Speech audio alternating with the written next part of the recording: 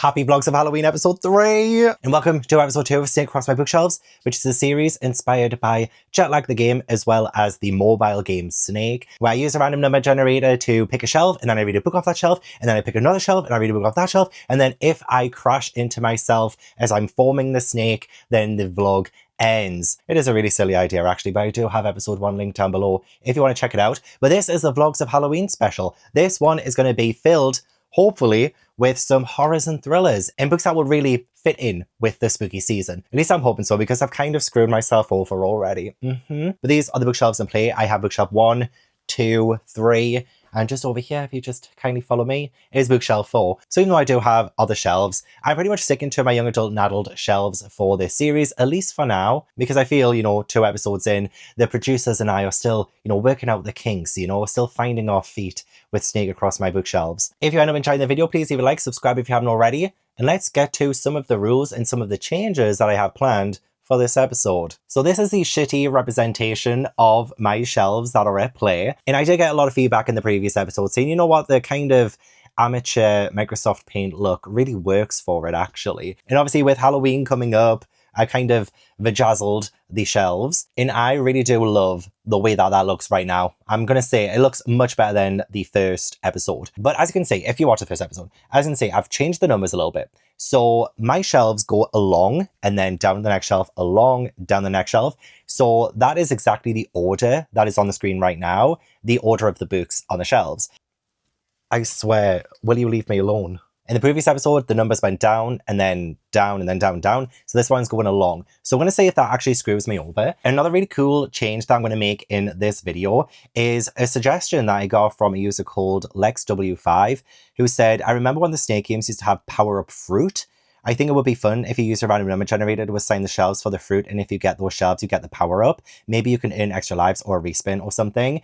And that, honestly, just did something to my brain chemistry. I was like, that is such a good idea. I don't want to overcomplicate the Snake Across My Bookshelf series by being like, oh, you get like so many lives and you get so many retries and you get so many this, that, and the other. I really don't want to do that. However, I think having at least 3 different kinds of perks could really help. And then I've also thought of adding 1 disadvantage as well that I will get into in a second. But that is such a fantastic suggestion. So thank you so much for leaving that on the previous video. I am definitely going to be using that in this video and hopefully future episodes as well. And also shout out to Jade, who also helped me to kind of think of some things and different power-ups that I could have for this episode. So there's going to be 4 different power-ups. And again, 3 of them are good power-ups and 1 of them is a bad one. So one of them is going to be a ghost. Another one is going to be an hourglass. Another one is going to be a pumpkin, and the last one is going to be a poison apple. So the power-up with the ghost is if I use that power-up, I can go through myself. So I thought that was kind of a little genius. And then the hourglass will be a time travel kind of power-up. So, if I get a number and I'm going to crash,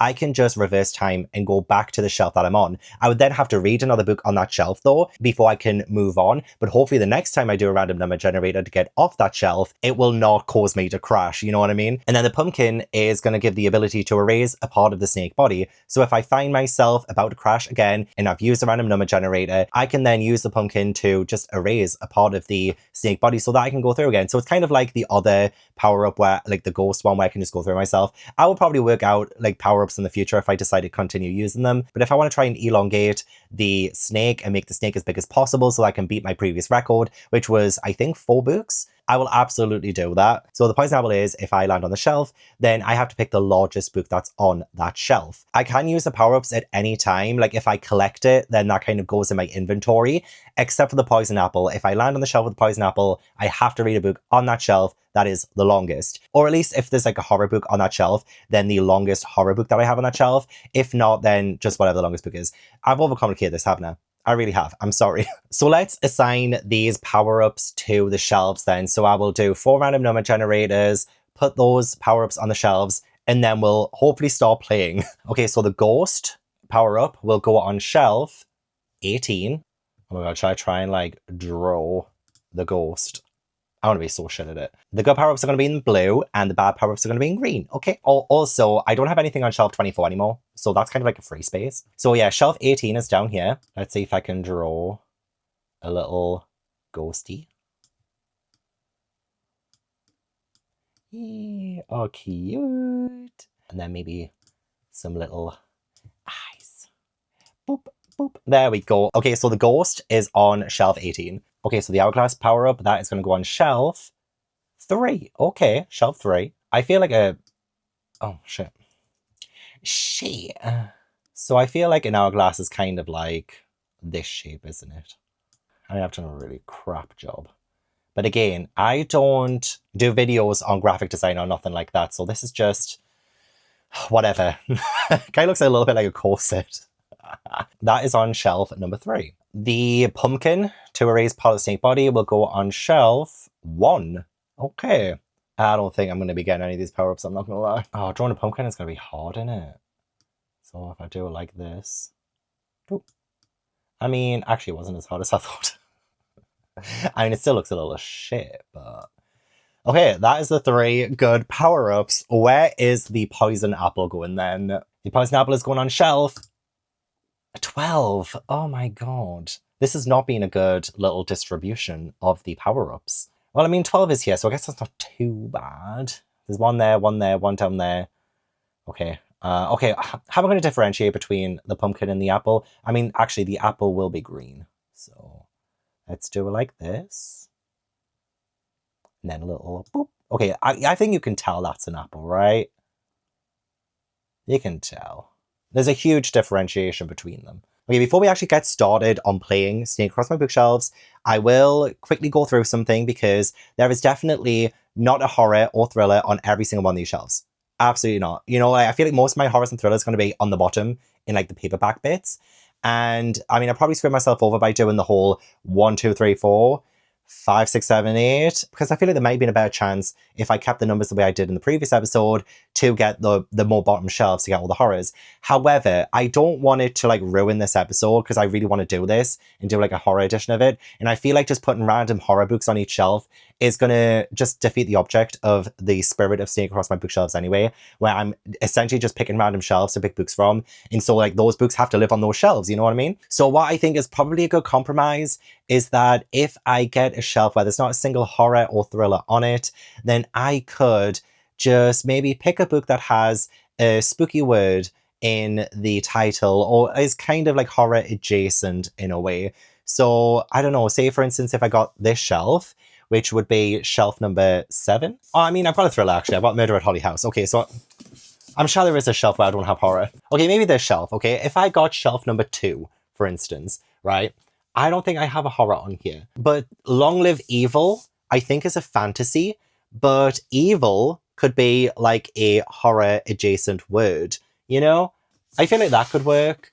Although One for My Enemy by Olivia Blake, is this like horror? I just DNF'd the Atlas 6 the other day and oh my god. I really hope I don't have to pick this one. Or even this one till...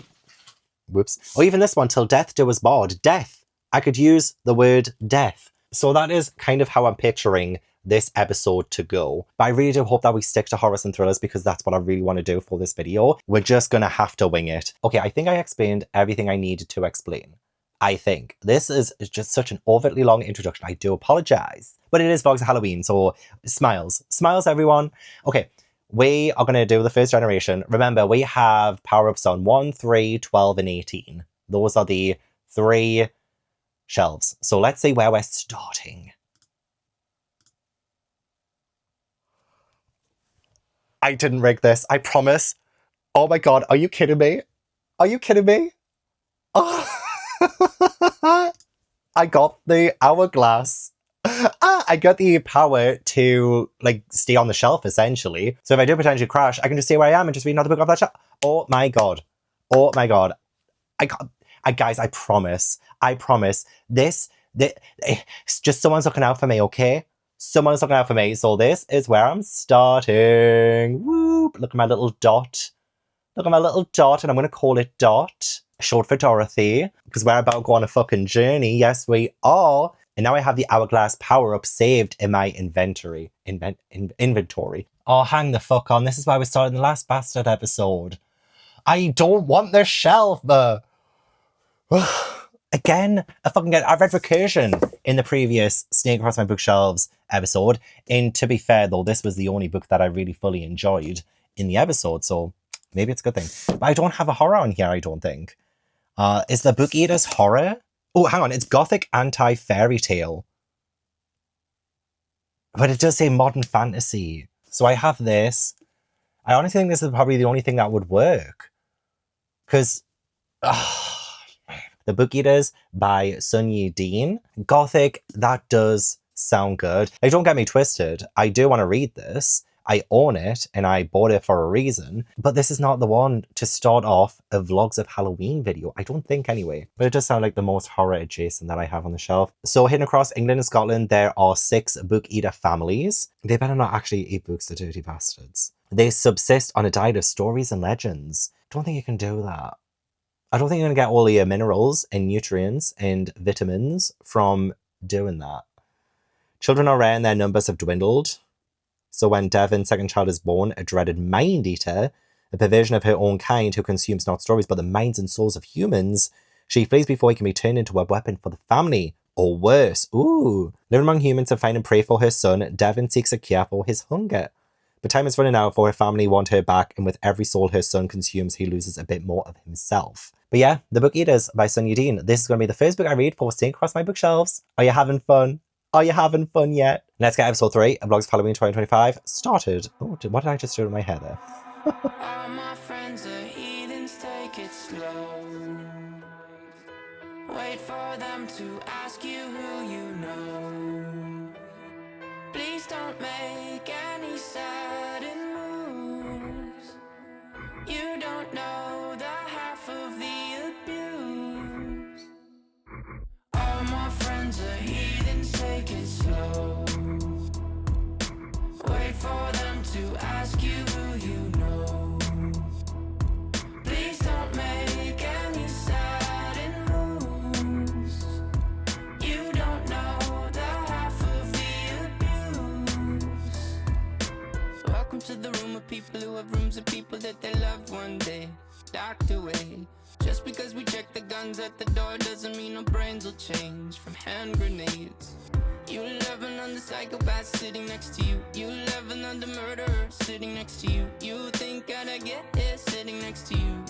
But after all I've said, please don't forget. All my friends are heathens, take it slow. Wait for them to ask you who you know. Please don't make any sudden moves. You don't know the half of the abuse. I think this is quite possibly the straightest I have ever been. I am currently waiting to watch the qualifying for Monza for Formula One. I know I've gone down a rabbit hole, haven't I? I've fallen down a pit. So I did get this blue Monza shirt for Ferrari because obviously I support my Charles Leclerc and I have my Charles Leclerc cap on, which is red. I just have my normal red one. I don't have the blue one. I should have probably got the blue one as well, but I literally need to file my taxes this week for 2024 to 2025. Like that whole section, and I'm dreading it. So I decided not to get the blue cap as well. Anyway, you didn't come here to hear about this, but I am having myself my homemade chocolate protein shake, which is lovely. Again, I sound so heterosexual right now.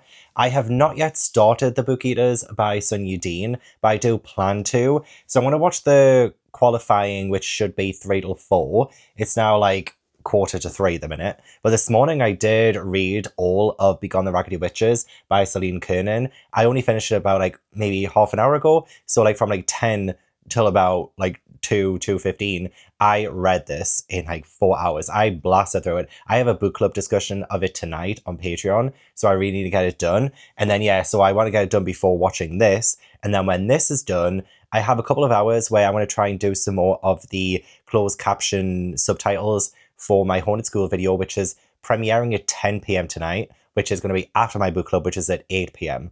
I've honestly just given you a rundown of my day in a totally random ass order. So woke up, read the book club book, watching qualifying, then I've got the book club discussion, and then my very first Vlogs of Halloween premiere is premiering. I can't wait, and it's going to be a live premiere. So I'm going to be in the chat, the live chat, talking about it. Hopefully people enjoy it. I'm really excited for it. So yeah, if that gives you an idea of when I'm filming this, it is a couple of weeks before this video goes up. So yay! Love preparation, honestly, love preparation.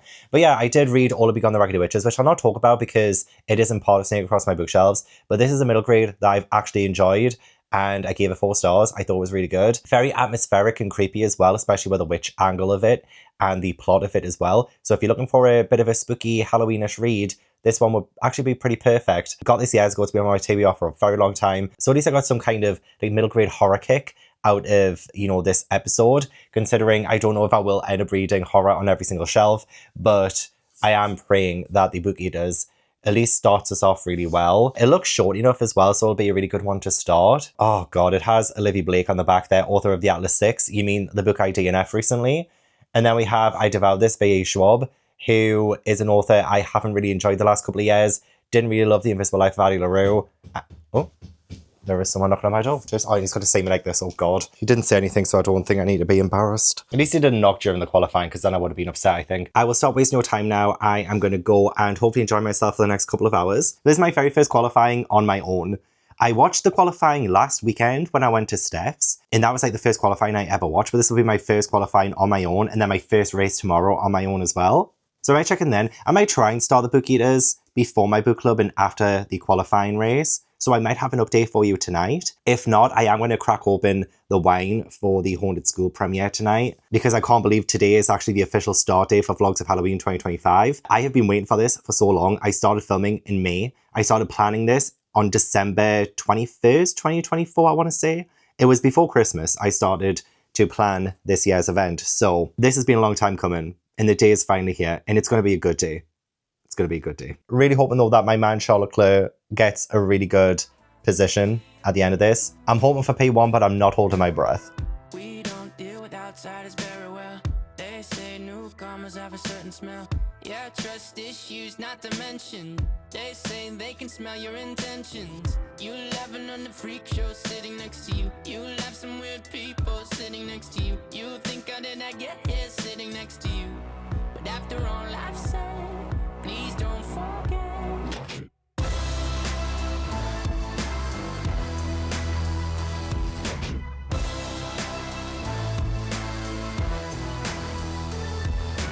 All my friends are heathens, take it slow. Wait for them to ask you who you know. Please don't make any sudden moves. You don't know the half of the abuse. All my friends are heathens, take it slow. Wait for them to ask you who you know. Please all my friends are heathens, take it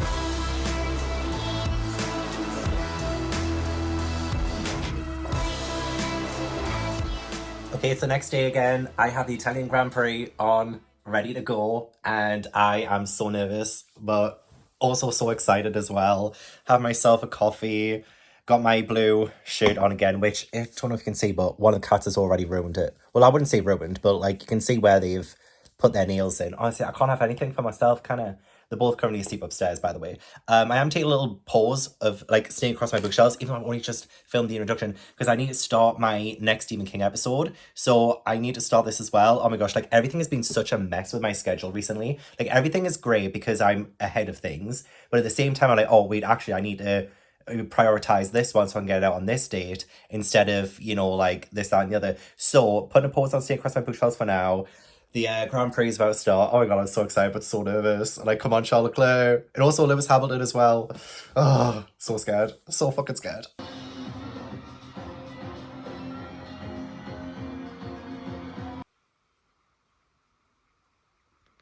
Just licking its balls right in front of me house. How rude. Hey, Ish. Was spent helping out around. Hey, Ish. So it really is everything. It's a big part of what defines me. Yeah, I got a situation. You can tell me if I'm right or wrong.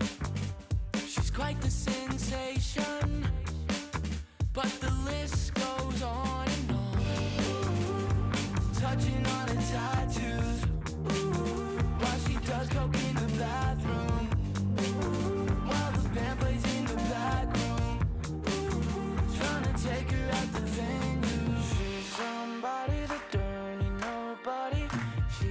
just stuck in my head. Lips of satisfaction, I can't get no reaction. She's just stuck in my head. She's somebody that don't need nobody. She's still stuck in my head. Lips of satisfaction, I can't get no reaction. She's still stuck in my head.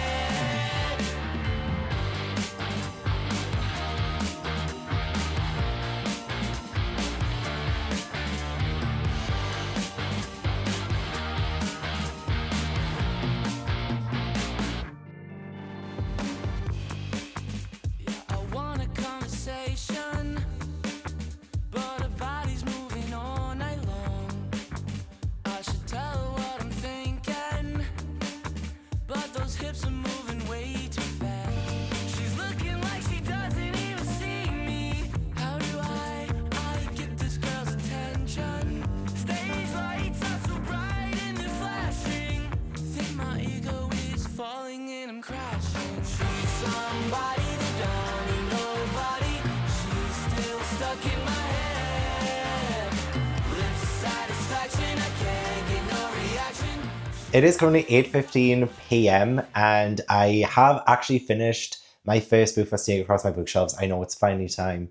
I filmed the introduction a week ago and I've only just finished reading the first book for this. I've just been a little busy, doing other things, and I've read 3 books since then, so we're okay. We're doing okay. But I actually have come in to tell you because I'm about to do my little wrap up for that book. But I want to show you my syrups. And I did replenish my pumpkin spice syrup because the last one I'd had for over 2 years. And so I needed a new one. And also I got cinnamon roll syrup. And I should be having the pumpkin spice because, it is the season. However, the cinnamon roll one is really, really good. And I'm about to make myself decaf coffee so I can review the book that I've just read, The Book Years. And I was just wondering which one I should go for. I know I should go for pumpkin spice, because this is the Halloween special of Snake Across My Bookshelves. I can have pumpkin spice tomorrow. I feel like to wind down for the night and just have my little cozy thing going on, I think having the cinnamon roll one is the one. Okay, don't worry, I will be closing these curtains because I know it freaks people out. And also, it does kind of freak me out now as well. It never used to. But then all of those true crime cases that I've been watching, True Crime on My Nights, really starting to get to me. So I got my cinnamon roll decaf coffee and I can't wait to have it. It smells so good. And also guys, do you remember at the very start of the year when I accidentally sat on my Lego Nightmare Before Christmas set? I made that. I think it was back in December or January or something. And yeah, I was moving things around and I accidentally sat on this part. And it's been in a broken binding box ever since in the cupboard because I could not be bothered to repair it. And I finally did that today. I finally sat down and did it. And I also made the Lego down here as well, which is Buggy from One Piece, his circus. And then I've also put down here the Windmill Village kind of thingamabobby as well. I don't know if they'll be staying there forever, but I just thought I would let you know. Anyway, it's been such a good day. I did training at 9 a.m. and then I was proof watching my Stephen King video because I finished that yesterday. I was editing it until midnight last night, finished that, and I finished Night Shift in different seasons during the week as well. So I was proof watching the video on my television because that's usually how I try to proof watch things. And I was making my little Legos, and I did manage to finish The Book Eaters by Sunyi Dean. I just want to say I love the fact that this is from an autistic writer and that she was born in the States and raised in Hong Kong, now lives in Yorkshire, okay?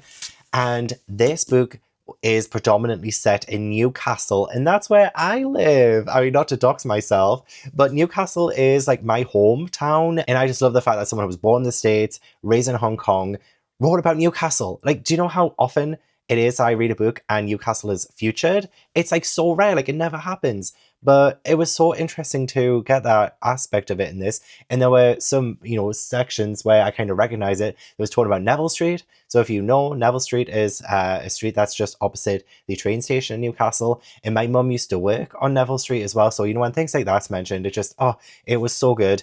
And I loved a lot of the characters in this. I loved the main character, Devon. She is so fierce, and what happens is, the bookkeepers, they are, people, like, almost everyone's society that's kind of hidden from the rest of, like, the UK, the rest of the world, and they have, like, their own system, their own society, and it's almost a little bit Handmaid's Tale-esque, with, the kind of dystopian feel of it. Only a few women are fertile, and when they give birth and things, the baby's, like, given to someone else, and, like, it's kind of like a cycle, and, women have a specific role in this society as well, and I love that Devon challenged that, and I love that Devon, when she has her first child, she never wants to be parted with this child, and you can really feel the mother's love, you can really feel the desperation of keeping this child. This story does flip between, the present day and the past, and in the present day, we see Devon raising her son, and, like, her first child was a daughter, so you can really see, like, the differences between, like, you having a daughter and you having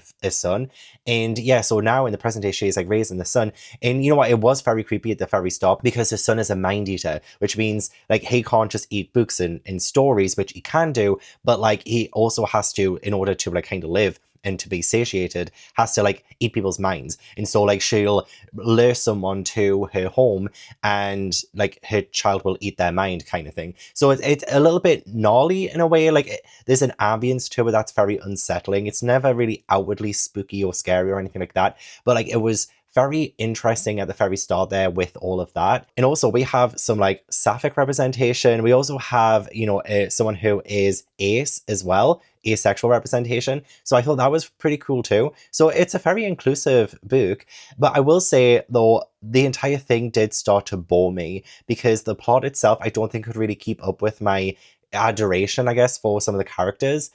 Specifically the main character, I really did enjoy her. And so yeah, it just kind of started to lose me by the midpoint, and I was just so detached by the plot by the end too. So the main goal of this is that our main character is trying to get this, like, cure for her son, so that he doesn't have to be a mind eater and do what he has to do in order to kind of live and survive. So, like, that's kind of the majority of this book, but I find that to get such a tedious and repetitive plot, it really didn't keep me engaged after a while, Like, again, I love the fact that we have a story that is set in the areas that I know and love. So that really did take me by surprise. I had no idea it was set in Newcastle. When did this come out, actually? Okay, 2022. I have a feeling that I might have bought this book while I was still working at Waterstones.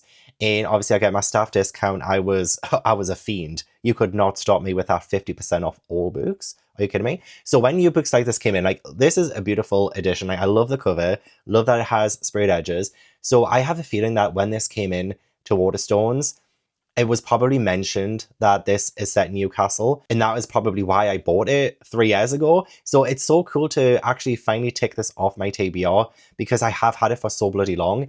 And yeah, I guess 3 years is a long time to have on your TBR. And 2025 has been such a great year for me, tackling my actual own TBR with, like, Emboss or Toss, with Snake Across My Bookshelves. So I am so glad I read it, but I will only give it maybe like 3 stars, I think, because I did really enjoy the start of this, but it just started to lose me. The plot just couldn't keep me engaged. Greatly written though. I would definitely check out more stories from this author, but this one unfortunately got quite boring. If this was Emboss or Toss, I would not be embossing it, but very happy to have read it. I don't think I'll be picking another book tonight. I already turned everything off upstairs. I really am ready to just settle down, wind down. I might watch some Drive to Survive, or I might watch some YouTube. I might see if anyone is live. Currently have some Halloween ambience on there too. Like, I'm just really getting into this spooky season. I've got, like, the little fake candles on my bookshelves right now as well, just having this really ambient glow, and I just freaking love it. I freaking love the way, I want to say, like, I'm just so happy to be here, honestly.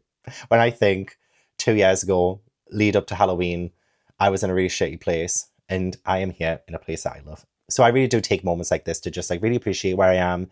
I can't, like, again, I don't want to get mushy. Like, I haven't even been drinking alcohol or anything, but I'm like, I know how so very lucky I am to be able to do BookTube full time and call this a job. I am just so appreciative. So anyway, I'm going to start getting mushy. I don't have training tomorrow, but I still might go to the gym quite early. I will be meeting my friends, and we're going to see the new Downton Abbey movie. So I'm very excited for that. That'll be at 11 o'clock. So I might try and pop to the gym first, get home, quickly shower, and then go out, potentially. We'll see what time I wake up. I've really been waking up early a lot. So around about like 7, 8 a.m. is usually when I wake up and get up. Also, Ash and Tobu don't let me sleep that long, do they? They really don't. As soon as they hear my first alarm go off, I like to snooze those alarms. As soon as they hear that first one, I might as well get up. You know what I mean? They do not like to say, Daddy, have a lie in. Oh, that is so good. That is so freaking good. And you know what as well? I put in like 2 pumps of the cinnamon roll. I thought, oh, maybe that is going to be too much. It's not. It's the perfect amount.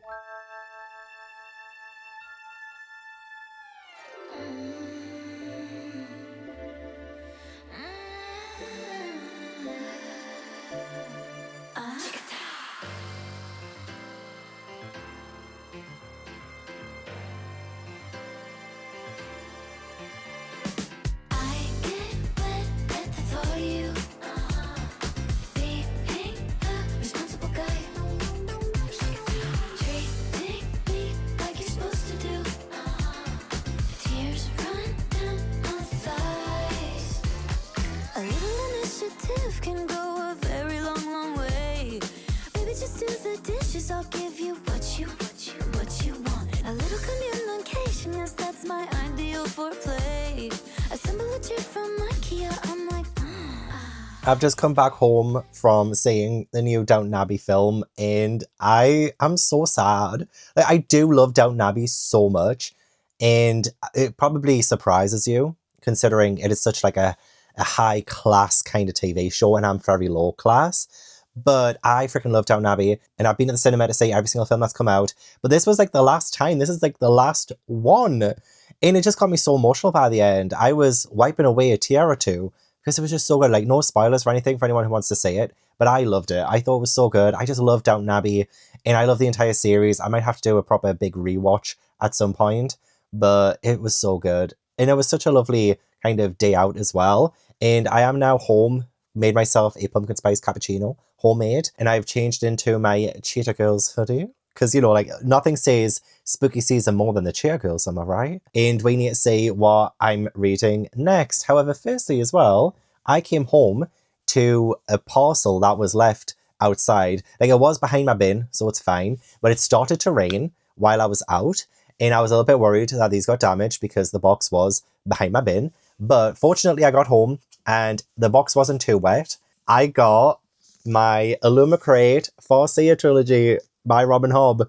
It came, and I have read the first book before, so you're probably wondering, Gavin, why the hell did you buy that series for? Like, you haven't read the Farseer. I've read Assassin's Apprentice. I read this one, I think about 5 years ago or something, and I did like it. I never continued because it's such an intimidating series, but when Illumicrate announced these editions, I snatched them up because they are absolutely gorgeous. So I do want to do a full spoiler reading vlog for the Farseer trilogy. I also said that about Malazan, and I have the first 3 books for Malazan that I want to do that for. So I'll do Malazan first, and then I'll do this. But honestly, they are absolutely freaking gorgeous. I think this is the right order. It goes Assassin's Apprentice, and then Royal Assassin. Oh, it's making me so excited to read these. Honestly, I love that I'm doing my Art Fantasy Bingo because I have a feeling I could potentially work one of these into that as well. Potentially, but oh god, they are so beautiful. Just need to find where I'm going to put them. I might move the Gentleman Bastard series from that shelf because it kind of doesn't really fit. I've got Malazan and then Gentleman Bastard series and then the Memory, Sorrow and Thorn series or whatever that's called. But I feel like the Farseer trilogy will fit so much better there instead of Gentleman Bastards.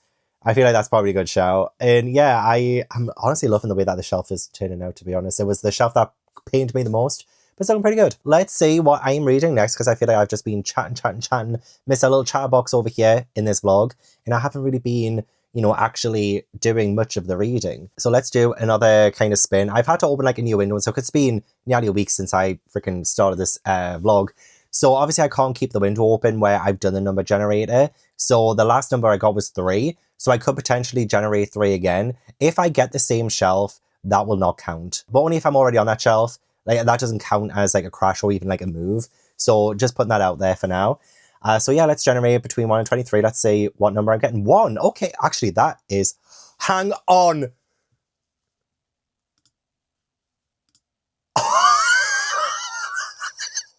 I swear. Oh. Oh my god, what the fuck? You see, I need to do like a new screen recording every single time, and I need to like change the adjustments and dimensions of the screen recording every single time. So that's why like I have to like stop screen recording and then start a new one. It's a bit messy.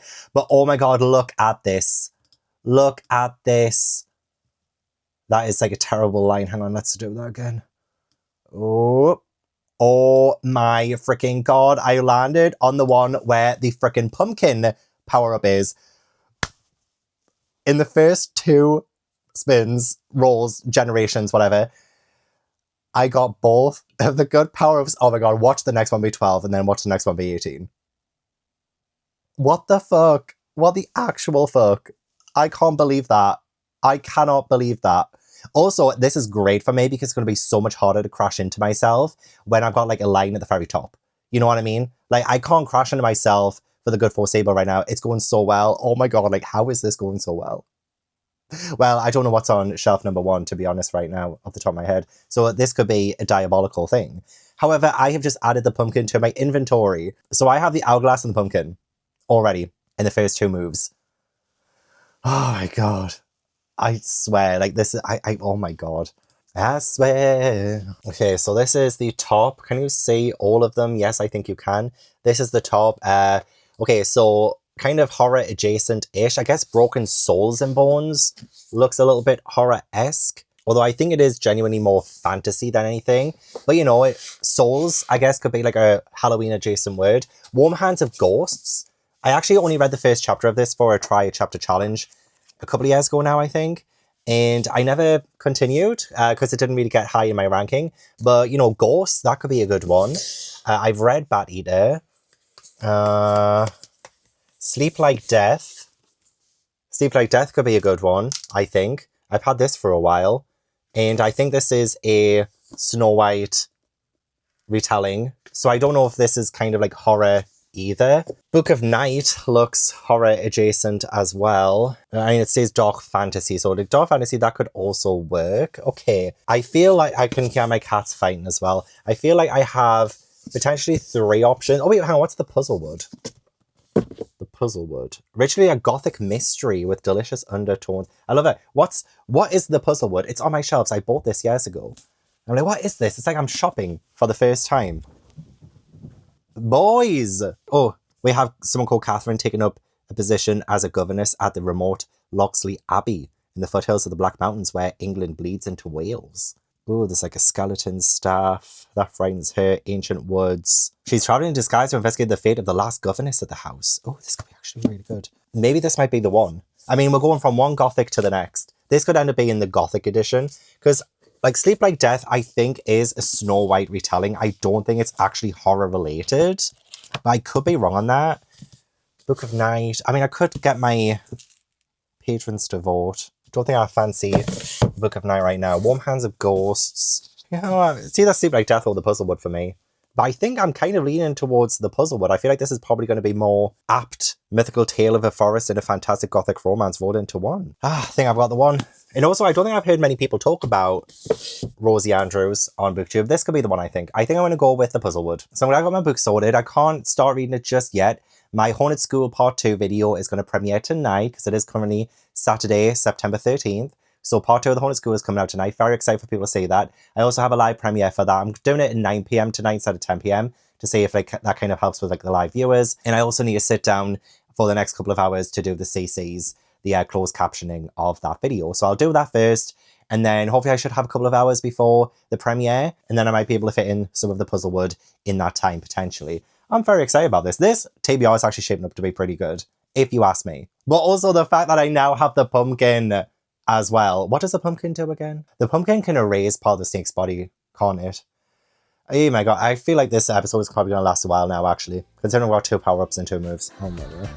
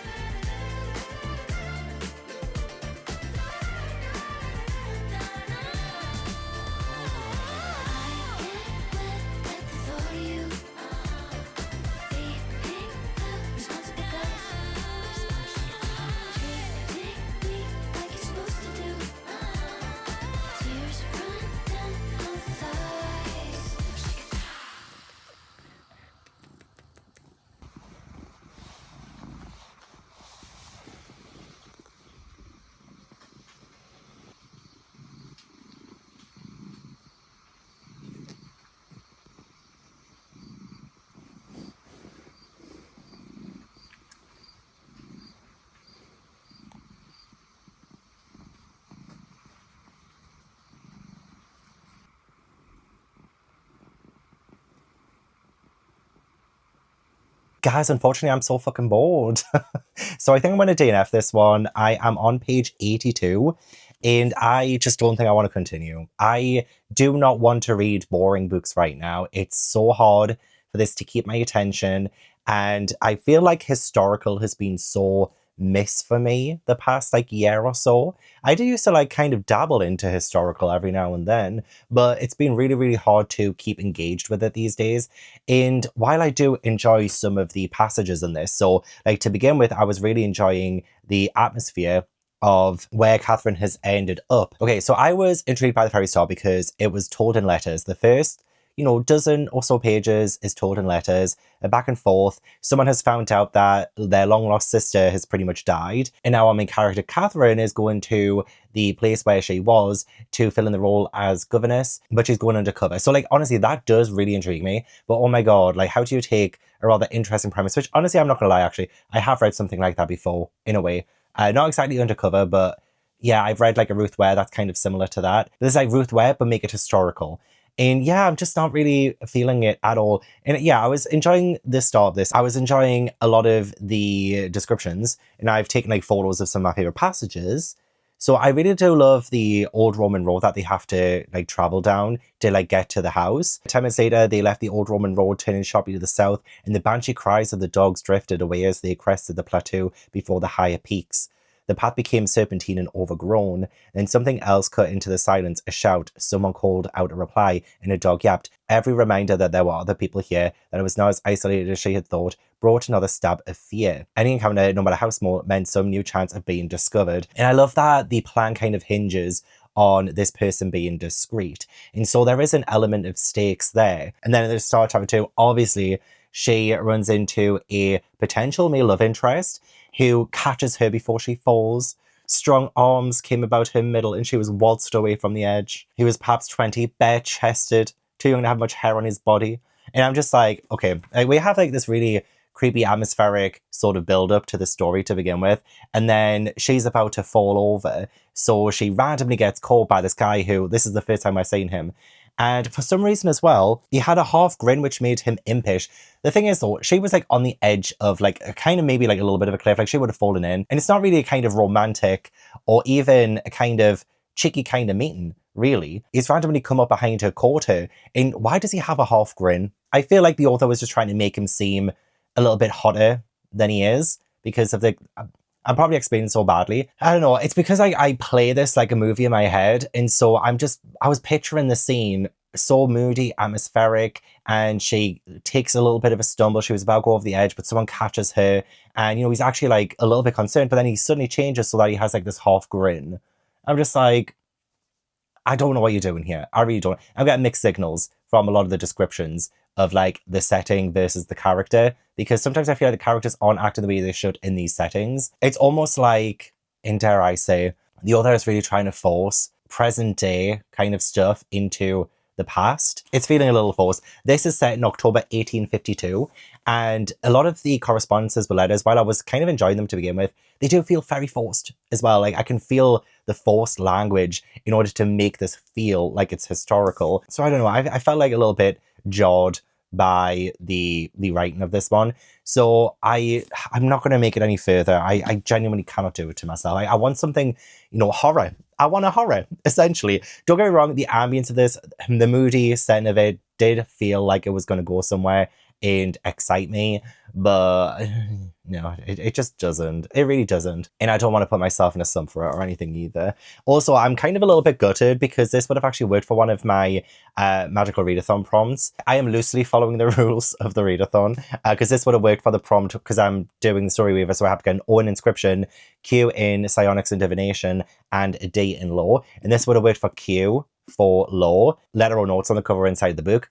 There were letters at the very start of this book, correspondence between two characters, and this would have worked for that, but I'm DNFing it, so I'm not counting it towards that prompt. I am still counting it towards as like a book kind of marked off on that shelf though, because this has been knocked off my TBR. So as I'm playing Snake Across My Bookshelves, I don't have to like finish the entire book. I just have to get a book off my TBR when I get to that shelf, if that makes sense. So this is getting off my TBR, which I'm kind of good about. It is beautiful. But yeah, I really do need to pay more attention as well to the prompts I need to fulfill for Magical Readathon, because none of the books I've read in this video so so far have fit. The Book Eaters doesn't fit. The closest I thought it would come was on Inscription, where it's like prime number of letters in the title, but there are 13 letters in the Book Eaters, and that's not a prime number, unfortunately. So I'm still waiting to start my first freaking prompt for it. There are a couple of horrors and thrillers that I own that would really work for the translated book prompt that I really do want to read so badly and I want to get. So I'm hoping the next number I generate will allow me to do that. I also put on my F1 hoodie, even though the F1 was not on today. I'm still repping my Charlotte Claire probably every Sunday. I feel like this is going to be my Sunday attire every single week. But I just feel so cozy in this as well. I was at the gym this morning as well. And then I got like really tired by like 2 p.m, 3 p.m. I woke up at 8, by the way. But yeah, about 2 or 3 p.m. I really wanted a nap. Anyway, it doesn't matter. You don't need to know any of this. So it's 5 p.m. at the minute. And I have a Once Upon a Time watch along tonight at 6:30 p.m. So I have an hour and a half-ish until that live show. Let's see what the next book I'm going to be reading is.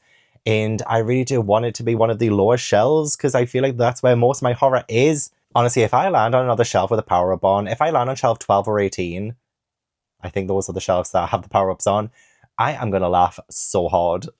Anyway, let's generate a number. Let's see where I'm going from shelf 1. 14. Okay. Shelf 14 means I'm going from here down to here. And I don't think this is a shelf I've been on before. Oh, I was so close to shelf number 18 though, with the ghosty, with the next power-up on. This here is shelf number 14. And I feel like I might have something that could fit on here. I mean, we have Crypt of the Moon Spider by Nathan Ballingrud. And it's so tiny as well. I could get through this so quickly. I read Near the Bone. Oh, I have some Take Kingfisher books. Some Take Kingfisher books that I could do. I never actually finished A House with Good Bones. I started this in a 24-hour readathon last year. Last October, I started this and never actually finished it. This could be a good one as well. I think I have the Hollow Places on my All Fantasy Bingo TBR. Oh, The Lake by Richard Lehman. Maybe that could work. This is... Oh my god, look at the font and that, though it's tiny. We also have... Would Queen Macbeth work? Maybe not. I think this... Also, it's probably like a historical kind of thingamabobby. We have A Christmas Ghost Story, if I'm finding something a little Christmassy. And I think that's about it. I mean, Seven Faceless Saints. I mean, Seven Faceless Saints, MK Lob. This looks a little horrifying.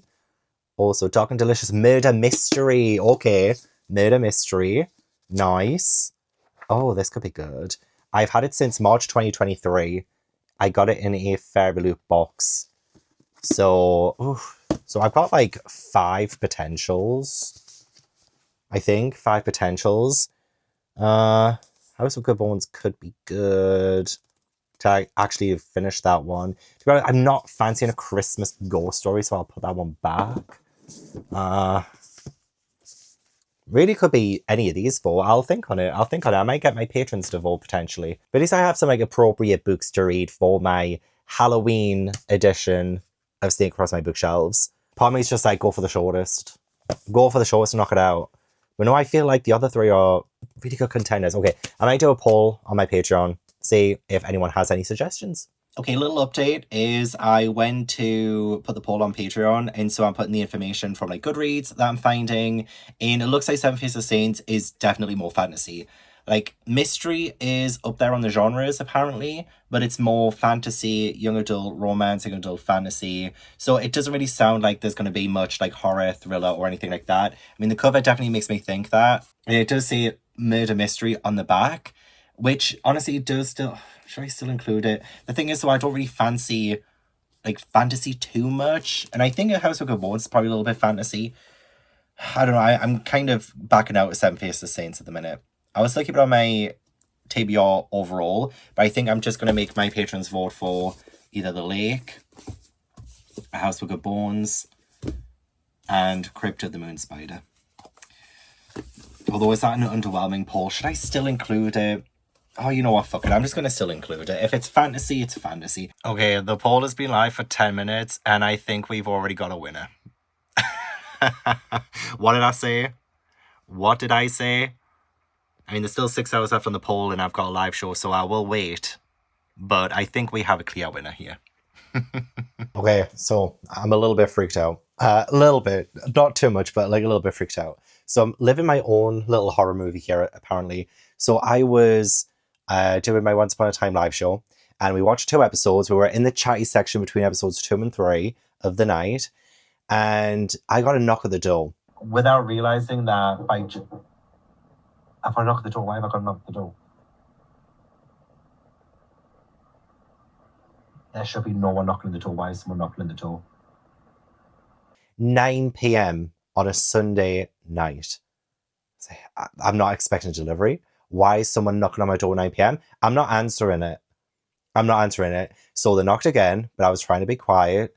And then suddenly I just started getting like this white light through the front door, but like a flashing white light.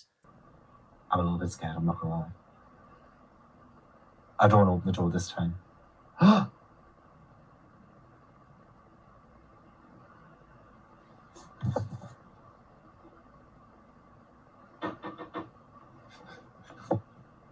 What is going on? Someone's just like flashing a light through. Did you see that? And I was like, what the fuck is going on? And then they tried the door handle. I don't want to move.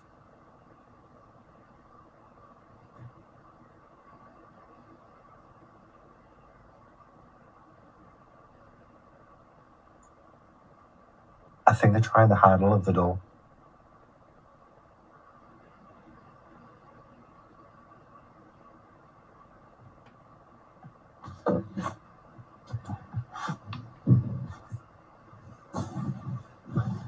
They tried the door handle. I was on a live show and I was like, what's going on? My patrons are freaking out. So I didn't want to go upstairs to check who it was, because if I go into the front hallway, you can like pretty much see through the front door, because like you can just kind of like it's glazed, so it is blurry, but you can see movement inside. So if I went from the living room to go upstairs, you would have seen, like, because that's my front door there, and I can see through those glass windows. Pardon me. And I was sitting in the living room pretty much just there, so you can kind of see there. So I was like hiding outside, but I was like, if I try and go upstairs to look to see who it is, they'll see me walk through. But then I did decide to brave it, because I could see like a couple of red lights, or like I think it was like the back of a car. So I went upstairs. Eventually I went upstairs, and I did see, and I got a photo as well. It's a white van. It was a white van, and I didn't recognize it. No company logo or anything on it or nothing. And again, I'm not expecting a delivery at this time on a Sunday. So I was like, what the hell? What the actual hell? And then it drove away. But I'm like, why would you try my door handle for? So my parents are like, oh, check the front in case they left like chalk marks and stuff. Because, you know, sometimes burglars do that. They mark houses that they'll rob later. So I was like, fucking hell. So I have checked though. It is a bit rainy. So if anyone has left chalk marks, they'll probably wash away. And it's still a bit dark, really, to go outside to properly check.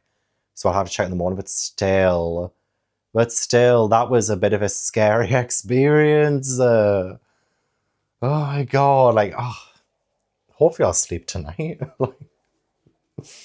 So I am gonna, it might be a little bit extra, but, you know, just in case, I am gonna just file a report with, I'm not gonna ring the police, but there is the website where I can report something else. So it's not exactly a crime or anything like that, but I can just report something just to say what happened, just in case, because maybe it is someone trying doors, you know, and trying to find houses in the area to rob, potentially. Oh my God. I moved to this beautiful place and I love it here. And yet I seem to keep finding trouble. Trouble is finding me. So yeah, the Once Upon a Time live show is now over. It's now nearly 10:30 p.m.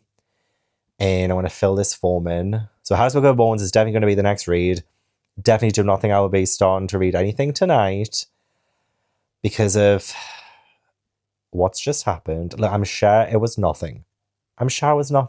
But why would you try the door handle? That's the thing that got me. Fair enough if they were like shining, but it was not even just like shining a flashlight in to maybe see. It was a flashing light. What does that mean? It was a bright white flashing light. Bright white flashing light. Oh my God. The poetry. I'm like, should I make myself another decaf to calm myself down? Make myself feel all cozy after that? Because, like, what the fuck? Honestly, I can't stop weighing, so I really shouldn't have any more liquids in me. But at the same time, kind of fancy it. It is the day after the incident, and I'm currently on my way to training, so I'm walking down. It is currently raining, so it's a little bit atmospheric. And yeah, I hope I don't get splashed as well. There's usually a big, massive puddle on the way to the gym that a lot of drivers like to, you know, pick up the speed a little bit and, you know, really get you. So I'm hoping that doesn't happen today. But anyway, yeah, last night I reported that thing. And then not long after I was speaking to you guys, I got a phone call from, you know, a call operator who works for the local police. And, you know, she was asking some questions and stuff like that. I was like, I don't want to waste anyone's time, but, you know, I just want to report something.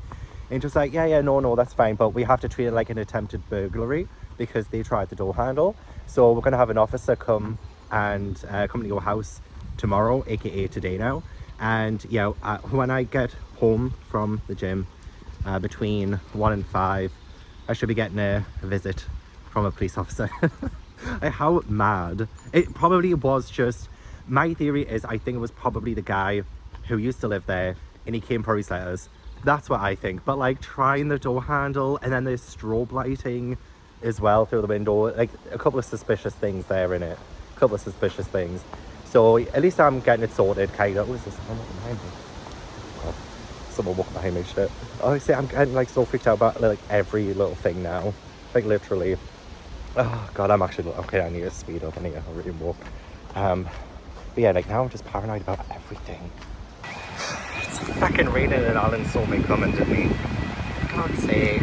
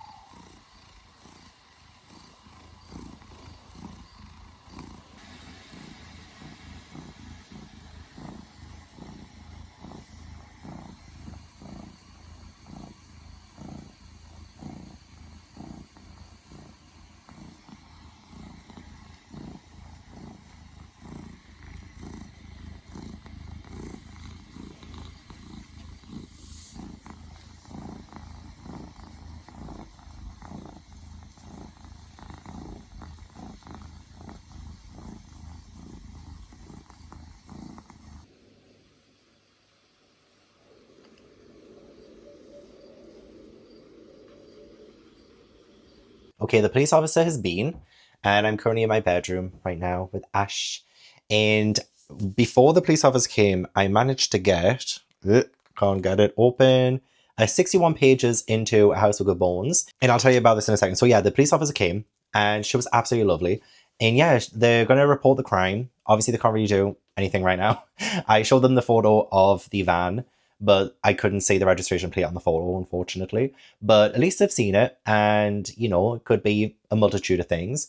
She did recommend getting a, you know, like one of those Ring doorbell things, which I have already purchased. I purchased that last night. Should be coming tomorrow. And I will definitely feel a lot safer with it. So nothing really concerning right now. It's that doorbell come out from under the bed. Oh, you're so cute. Oh, you're so cute. So I'm going to continue reading House of Good Bones. And yeah, so this one I really do enjoy so far. Everything is coming back to me. I think I got to around about where I'm up to now. The last time I read it, like at least the first time I tried it last year. It does follow Samantha. She ends up going back home to her mother. And the house used to belong to like her grandmother, who has been long dead. But she notices her mum being a little bit strange. And like, it's not like outwardly scary or anything. And it's not really that suspicious. But there's just like little things that's happening that makes you like question things, especially coming from Samantha's point of view. And yeah, it's a little bit strange. Like I'm very, very intrigued by like what happened. Hello, Tobo. I am intrigued about like why is she different? What's changed? But I remember so much of it from, you know, a year ago, like the Confederate painting for one. I remember that. I remember the way that the grandmother used to talk about the neighbor and calling her a witch, and like the quick sudden change in her mum and stuff like that. Stuff like is all flooding back to me. So I'm really glad that I remember so much of it, honestly. But yeah, I think I'm going into new territory now because I can't quite remember what happens after the whole shopping bit. Like she's just gone to like fill up my groceries. Oh my god, like it's pouring down with rain right now. I had to walk home in the pouring rain. It's really coming down heavily, don't you hear it? Toby the little shit stuck his head out. Why can't you be a good boy like you, Asher? Why can't you just be a good boy like you? Oh, you're so cute. Oh, you're so cute. Yes. Yes. Ash was lying with me for a little bit before as I was reading, before the police officer came. But I was a little bit worried that he would like drool all over me. And then when the police officer came, saw the drool and was thinking, what the hell? So fortunately there was no drool on me. Oh, I might have to change though. I might have to put on a hoodie because it's getting quite cold. So yay, it's hoodie season. Oh, also, actually, as well, because I'm going to switch to the audiobook of this because that's what I was listening to last year. I didn't want to listen to the audiobook as I was waiting for, 10% battery on my microphone. Oh shit. I was listening to the audiobook last year, so I have the audiobook ready, but I didn't want to listen to the audiobook while I was waiting for the police officer. So I've just been like reading it physically, and I've been enjoying physically reading. But I do want to do the dishes, like the dishes we need doing, and doing some housework. And I've also been working on my really shitty spreadsheet, you know, the one that I have for Emboss or Toss. I've been working on it to make it like look a little bit nicer and stuff. And I think it's looking much better. Much better. You know, I've got like drop down menus. I've added all of these in kind of stuff. So what I need to do is just like continue, you know, filling all of this in. So I think I might try and do that as I'm also listening to the audiobook of A House with Good Bones. Because that would be a pretty brainless task to do, honestly. All I'll be doing is just clicking a button. So I might end up doing that. But yeah, now the main thing is over with the police officer being here. I can now crack back on with reading. Okay, I am listening to the audiobook. I've got the ambience on. And I have my spreadsheet on my laptop just so I can like sit down here and just, you know, like chill for a bit and feel all nice and cozy. But I am listening to the audiobook and honestly, I'm really enjoying this book. And something made me just snort because Samantha's gonna say Gail, who her grandma used to call her a witch and stuff. And she's gonna say Gail, and Gail is like, have you read any Agatha Christie? And Samantha's like, I think Murder on the Orient Express. And then Gail asks, have you read any Miss Marple? And Samantha says no. And Gail is like, Miss Marple is far superior to Poirot. I'm like, bitch, don't piss me off. Miss Mop, that lazy cow being superior to Poirot, I don't think so. Come on.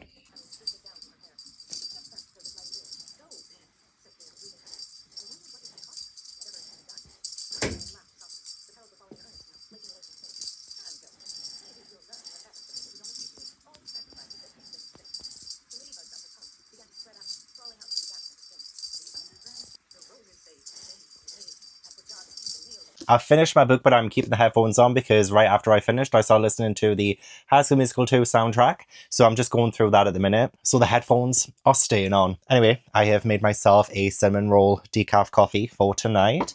It is nearly 9 p.m, I think. Well, 8:30 p.m. But anyway, I have finished A House with Good Bones and I really enjoyed this. I gave it 4 stars.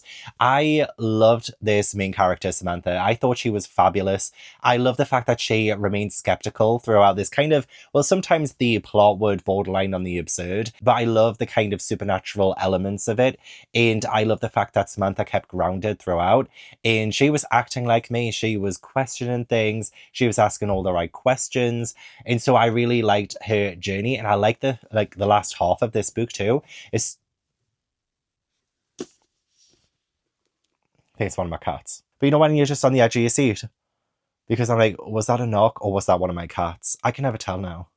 As soon as there's there's not going to be any spoilers, but as soon as there's like an appearance, like from that moment on to the end, it was really quite fast and exciting. And yeah, it kind of ended in a way that I wasn't really expecting all that much, to be honest. And it's kind of slow going too. It's not really one of those ones that throws everything at you straight away. It's actually quite a slow build. There were some creepy things that happened, some creepy things that they found, and I really liked it. Like, should I even be listening to music if I'm this paranoid?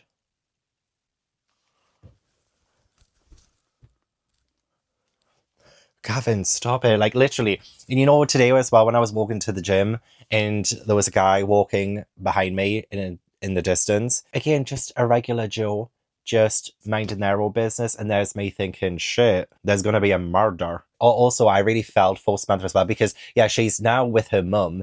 And, yeah, as I said before, her mum is actually... Is that Ash and Torbo fighting? You know what? I'm keeping these off. Ash, Tobu, do you mind while I'm filming? Can you wait until after I'm done? So yeah, I loved the mum, really like their relationship because yeah, she's living with her mum and she's noticing things have changed and things are a bit strange at the minute. But there's like some possibilities of what could explain it, and it's like very real world things that could explain it. And some of that exploration is kind of like the anxiety from it, like, oh, is my parent not doing well? Will I have to provide care and stuff like that? That kind of got me a little bit because that's one of my fears. I still have both my parents, but I worry about them every single freaking day of my life. So yeah, I love the relationship between mother and daughter in this. I thought they were great together. But yeah, not quite 5-star material for me, I don't think. It had the right kind of atmosphere, but also we could have pushed the envelope a little further, you know, like it wasn't quite as atmospheric as I wanted. It definitely did have atmosphere, but it didn't push the boundary, in my opinion. So I still have 2 other Kingfisher books from this like Evernight collection thing that I have, because this is an absolutely stunning edition. I have the Hollow Places and the Twisted Ones still on my TBR. I think the Hollow Places I'm reading soon for my Our Fantasy Bingo video, so I'm hoping those are wins as well. But I feel really good about the decision that my patrons made for this one, that this ended up winning the poll. I do think this was probably the one that I was going to enjoy the most, potentially, out of the options. So this is the second completed book, but third book from this vlog, since the second book was a DNF. Also, this book does fit the prompt that I need for the Magical Readathon. It means I will get my O in inscription, because that is for the prime number of letters in the title. In 19 is a prime number, and there are 19 letters in House of Good-Born. So 1, 2, 3, 4, 5, 6, 7, 8, 9, 10, 11, 12, 13, 14, 15, 16, 17, 18, 19. 19 letters in the book title. So it fits that, and I get my O in inscription. Well, we still have the genre spin, so I need to get the O and Q in psionics and divination. So as long as I read a horror, I can get the O in psionics and divination. I mean, to be fair, no, I wouldn't say the Book Eaters was horror. It had some horror elements, but yeah, I personally wouldn't have counted it as horror, so I'm not going to count it. I know I probably could, but I don't feel in good conscience that I will. And then I also need to maybe try and get the O in law, so a translated book. So hopefully the next book that I get will be a translated book or a horror. So let's move the snake along. Right, we were on shelf number 14. Let's see where we're going next. 12, okay. Oh my fucking god. Of all the shelves, I've got 23 shelves. Of all of the shelves, 12. That is the third power-up in 4 moves. However, this is not a good power-up. This is not a good power-up at all. Oh my god, random number generator, why are you shit? Why are you actually shit? 12? It's like literally right here. Okay. Well, I don't need to use any of my good power-ups at the minute, I don't think. Because I don't want to... Should I use the hourglass and like go back to shelf number 14 and then read one of the books that came second on the Patreon poll? No, I'm not going to do that. I'm not going to do that. I want to suck it up. Okay, new rule. I'm not allowed to use any power-ups if I land on the bad power-up shelf. So now that I've landed on that shelf, I can't use any of my power-ups because that's a bad shelf to be on, you know? So we're not going to cheat. Okay, anyway. It is the largest book on my TBR from the shelf, but because this is the horror edition, it's going to be the largest horror book that I have. Otherwise, I don't know, maybe the largest one would be Upon a Burning Throne by Ashok K. Banker. And this is fantasy. It's 669 pages. So that is the one. However, okay, what's horror on here? What is horror? I've read Ghost Eaters. I've read Witches of Ash and Ruin. I've read Off Season. I haven't read The Helm of Midnight. And I believe this is historical horror about a serial killer. It is like fantasy, but I'm pretty sure, yeah. But yeah, epic fantasy with a dark and chilling thriller. I'm pretty sure it's about like some kind of serial killer in the past. And this is 451 pages. The Creeper I haven't read yet, which I would have probably picked, honestly, if I didn't have to pick the biggest one. The horror I've read, Girl in the Walls, is a thriller that I started 4 years ago, and I never really continued. It was a soft DNF, but Girl in the Walls. So these were my options from the shelf, but if I have to read the biggest one, the Girl in the Walls is not going to be bigger than 450. 370. The Creeper. Creeper is 313. So it's the smallest. The Helm of Midnight. Otherwise, if this was a normal, regular episode of Snake Across My Bookshelves, I would be reading Upon a Burning Throne, because that would be the biggest. Biggest on that shelf that's unread. But let me just check this Helm of Midnight book. I am pretty sure one of the reasons why I got it was because, yeah, legendary serial killer stalks the streets of a fantastical city. 5 penalties, book 1. And I bought this back in 2022. So I've had this on my TBR for a while. So it would be good to knock out. Yeah, 2022. It came out in 2021, but I'm pretty sure I bought this in 2022. Thieves have made away with an artifact of terrible power, the Death Mask of Louis Charbon. Made by a master craftsman, it is imbued with the spirit of a monster from history, a serial murderer who terrorized the city with a series of gruesome murders. Now Charbon is loose once more, killing from beyond the grave. But these murders are different from before, not simply random, but the work of a deliberate mind probing for answers to a sinister question. It is up to Corona and her fellow regulators to enter the mind of madness to stop this insatiable killer, while facing the terrible truths left in his wake. Okay. I have some friends and following who have given it pretty good ratings. 5s and 4s. 5s and 4s, 4.5, 3, 5. Ooh. Megs, if you're watching this, I saw you doing after 51%. So the top 2 genres as well on Goodreads right now is fantasy and horror. And then mystery, then thriller. Then mystery thriller, then adult fiction. So this is my longest horror TBR on that shelf that I need to read. Otherwise, I would have picked The Creeper. But I am kind of happy about this because I have been wanting to read this for a long time. So it's not all doom and gloom, I promise. And also, if I consider this horror, fantasy horror, this could be my O grade in Psionics and Divination for Magical Readathon. Okay, I'm happy. We made a bad situation good.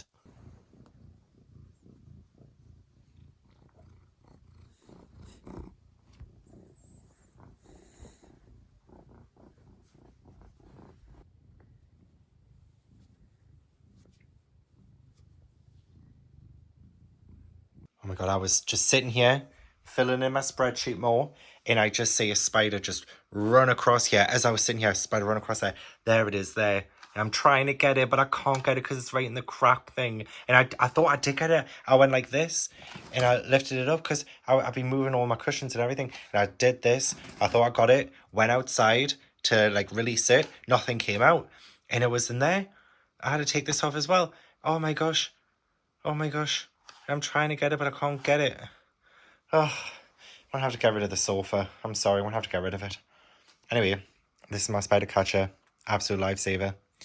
Oh, God, I was literally just sitting here and it just like ran across here. Oh, you little shit bag. Okay, let the record show. 18 minutes past midnight, Tuesday, 16th September. I finished my spreadsheet. I was kicking my heels. Dragging my heels filling this in for months, absolutely months. But I mean, I only have a few columns because I don't want too many columns because I don't want to overcomplicate a spreadsheet, you know what I mean? So I only have like these columns really, where it's just like TBR and stuff. But I managed to just finally finish all the genres, which was so hard to do because I don't know if something's a horror or a thriller or a sci-fi or a romance or a fantasy romance or a romantasy, you know what I mean? So I've had Sid on my screen who, funnily enough, was watching an Imposter Toss video in her video. So Sid was watching me and I was watching Sid. I am so glad I'm pretty much done. Oh crap, what have I done? I might add some more things to it potentially. But for now, seems okay. I want to do like a proper main page where all the stats can be so I can see how many romances I have, how many mysteries, and also so I can move this where like my TBR, where my red, my TBR, and my project books can all be in one place so I don't have to have that at the top of there because it does look a bit silly there. But no, I like the way it looks right now. So guys, I bought a Halloween ornament to put on my shelves, except I didn't really check the size of it first. So it's just come, and I definitely don't think this is going to fit on my bookshelves. I really should have checked.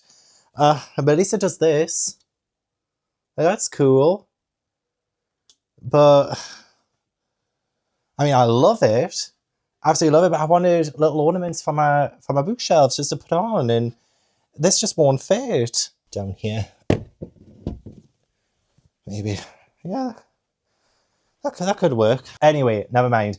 I have Patreon reading sprints in 10 minutes, and I have made a start on The Helm of Midnight, and I am really, really liking this so far. I'm 61 pages in. The first chapter was just filled with brutality, so I was like a little bit worried that maybe this would lean too much into fantasy, and it kind of does, but like the horror elements of this is very pronounced.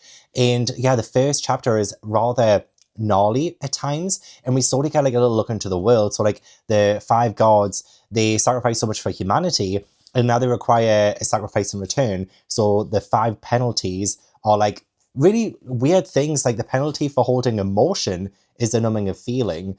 The penalty for subverting the natural order is toiling for the benefit of others. The penalty for invention without preparation is the removal of offending hands. So like really bizarre kind of rules. And while this is like a little bit hard to follow, like the rules of the world I think are a little bit hard to follow, the plot itself is really interesting, and the actual way that masks work, like the death masks work, because they seem to be like the biggest part of this world, is that, you know, like when someone passes and there's a death mask made, then the knowledge that that person had can transfer to the next person if they wear like the death mask. And so, for instance, like there's another POV character. The main POV character is called Krona, and she seems pretty awesome so far. She's part of the regulators, so she kind of like works with kind of keeping order with like some of the artifacts, like enchanted objects, like the death masks and other things. Like there's a brooch or what have you, that in the past when someone's worn it, that person's like committed suicide, you know, like things like that, and they're kind of like protecting these things. But there's a second POV character called Melanie, and she wants the death mask of a healer, because if she has this death mask, then she can help her mum, and her mum like desperately needs healed. So the knowledge of this August Belladino healer person, if she wears it, then she will be able to help her mum. And in order to pay for it, like she goes into like this mask shop, and like I think it's like so cool. But you go into like this mask shop, and you can like pay to like rent a mask, for instance, and she pays in minutes. Like that's kind of the currency, is paying in minutes. And you're probably wondering as well, like, damn, this is a Halloween special of Snake Across My Bookshelves. This doesn't sound like a Halloween special kind of book. However, there are these really dark and dangerous creatures that are like little monsters called Vogs. And Vogs, they come in all different shapes and sizes. Love that for them. But yeah, you can have a Vog that is like a love eater. They still prey with strong emotions, those while in love or hate or guilt or jealousy. There's other Vogs who are like mirrors, and they can like mirror the actions of like one of their victims and things like that. And there's like this really nasty kind of encounter in the first chapter. There's like a lot of blood, a lot of like violence. And Krona, the main character, she realizes that the brooch and Charbon's mask is missing. So Charbon is that serial killer person I mentioned. Yeah, Louis Charbon, he was the most disturbed mass murderer. And so if someone like has this death mask, Charbon's knowledge of anatomy allowed him to dissect and rearrange the bodies as he did. He had a capacity to dismember a body just so. Then obviously if someone now wears it, they will be able to also know these disgusting things. So yeah, that was like taken in the very first chapter. So I was like, okay, we are like, boom, straight in. So I really enjoyed that. I'm now on chapter 8, and we haven't really had any progression with that storyline. It's mainly been now Krona trying to make right what happened, because obviously she was supposed to be protecting and preserving these artifacts, and she obviously failed at it, and she feels very guilty for it. So like this is kind of her mission now, is to find the mask, find the brooch, and make sure that the knowledge that that mass murderer had doesn't get into the hands of someone else. So I am genuinely invested. Like I really am excited to continue reading.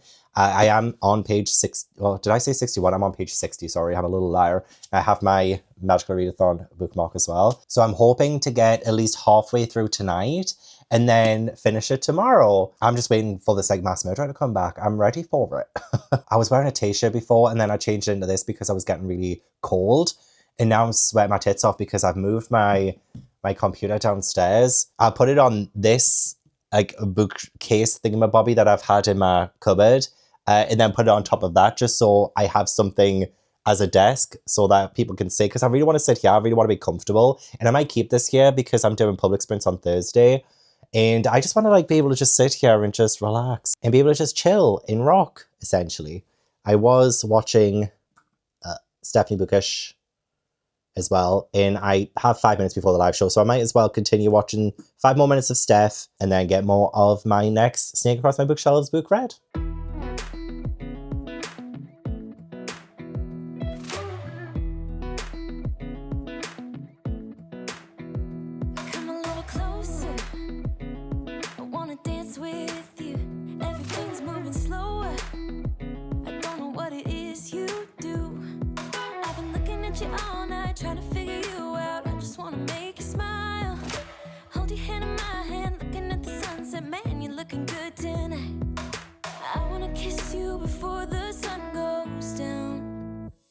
what you're doing. It's making me feel like I'm falling.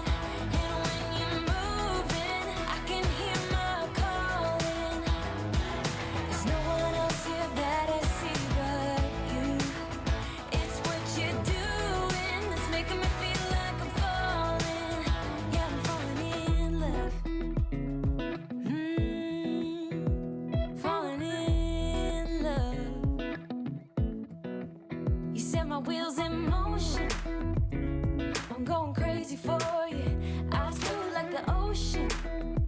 I can see you want this too. Cause you've been looking at me all night, trying to figure me out. I just wanna let you know. Torbo, listen. I gotta say what's on my mind. But something about us doesn't seem right these days. Life keeps getting in the way. Whenever we try, somehow the plan... Look at me. Look at me. Whenever we try, somehow the plan is always rearranged. So hard to say. But look at me. Look at me. Look at Tobu. Tobu. Psst, psst, psst, psst, psst. But I gotta do what's best for me. You'll be okay. I've got to move on and be who I am. Okay, you are free to go.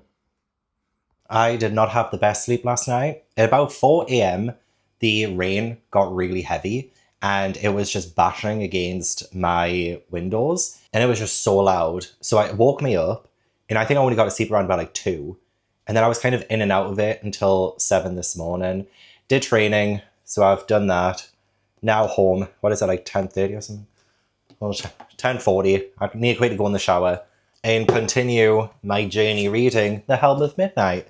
So I did 2 sprints yesterday and they were so much fun. I got to page 208 of this book and I'm still really liking it. It has lost steam a little bit, but that's fine. There's like a third POV as well that I find incredibly interesting, but it's bringing the pace down a little bit because I'll not say specifically who the POV characters are, but we have the main character, Krona, she's in the present day, and then we go to a different POV that's 2 years before, and then this third POV is 11 years before. So it's a little bit all over the place in terms of timeline. Can make it just a little bit trickier to follow than it already is tricky to follow. I do feel like this one, I'm kind of glad there's not an audiobook available in the UK for this, because I feel like if I was just to potter on and do just listening, I might have gotten lost by now. There's just like a lot to remember in terms of like what the characters themselves do, what the rules of the world are, and stuff like that. So yeah, I'm very happy to be reading this physically. I think if I just buckle down, I'll go in the shower, I'll get myself sorted.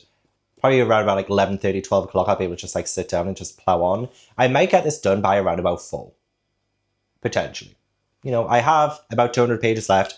I think I could knock this out in like 4 to 5 hours. I don't have any live shows today, so it'll be very easy to just like crack on because I obviously don't have a life outside of what I already share with you. So what else am I going to do? So yeah, my Ring doorbell came yesterday as well. I can't remember if I told you. My Ring doorbell came, but I can't drill it into the wall myself. So my brother is going to come and help me with that tomorrow. So I will definitely be protected. If you've been worried about my safety, I'll definitely be protected. You know what's funny as well? When I went outside yesterday to try and put the Ring doorbell on, it was about 6 p.m. and I couldn't do it, so I went back in the house. Around about 11 p.m, I checked all the doors to like make sure they were locked. The front door was unlocked. I forgot to lock the front door after getting back in after, you know, the Ring doorbell. So my door was unlocked for 5 hours yesterday. After what's just happened as well, how could I be so stupid and not lock the door when I came back in? So I was about to have my salmon and teriyaki noodles, but I don't think I'll have that anymore. I think I've changed my mind. Leave her alone. Leave her alone. It is nearly 6 p.m. I definitely read for longer than I thought I would, but there is an evening glow in here. You really won't be able to tell that much, but I love this time of day. I finished The Helm of Midnight and I'm going to give it either a 4 or a 4.5 because I genuinely think this is such a interesting, fascinating world. Like, this doesn't feel like a story that is confined to one place, but a story that seems to have a little bit more outside of its boundaries that I would love to see get developed and delved into more in the sequels. There are some things that are quite open-ended as well that I feel like has such potential for the avenues in which the story can progress. And I was just so pleasantly surprised by it. I mean, I do think I'm very good at picking books for myself sometimes. And when I saw this, I believe I got this in Forbidden Planet when I went to Yalk back in 2022. And I remember thinking, that's the one, I'm going to grab it. I also totally missed this, but on the back it says Hannibal meets Mistborn. Now, I've never seen Hannibal. I have watched The Silence of the Lambs, but I've never seen Hannibal. And I haven't read Mistborn. So I can't say that's exactly what it's like. But I agree. I do think it's like Hannibal meets Mistborn. There is such a good examination into people's morals, in what other people do that can help others that might make someone seem bad in a way. Like, there's definitely a fine line with morality and people's morals in this. And I think the author did a phenomenal job at keeping the characters, you know, fully fleshed out, keeping characters with their own sense of identity, their own sense of agency. There's just quite a lot to take from this. I can't really say like anything else new too much about it, because yeah, even though we lost a little bit of steam and sometimes the back and forth can feel a little bit jaunty, it definitely all works. It all makes sense as well. So even though I mentioned the POV characters where you go back in time and then back in time again, it makes sense in the end. You know, it feels like it definitely has that purpose, and it served that purpose very well. So I thought this was really, really good. I'm debating 4 or 4.5 on it at the minute. But this will be 4 books done, which matches how many books I read in the first episode of Snake Across My Bookshelves. So I definitely think we will be beating, I mean, yeah, we are definitely going to be beating the previous Snake. So look at this, we're going to be hitting the personal best in a second. Right, we are currently on shelf 12. Let's see what shelf we are moving to next. 6. Okay, it's starting to get a little bit dangerous. So we're going from shelf 12 to shelf 6. Whew. That almost could have been a bad one there. Oh my god, I've made a G. Oh, look at that.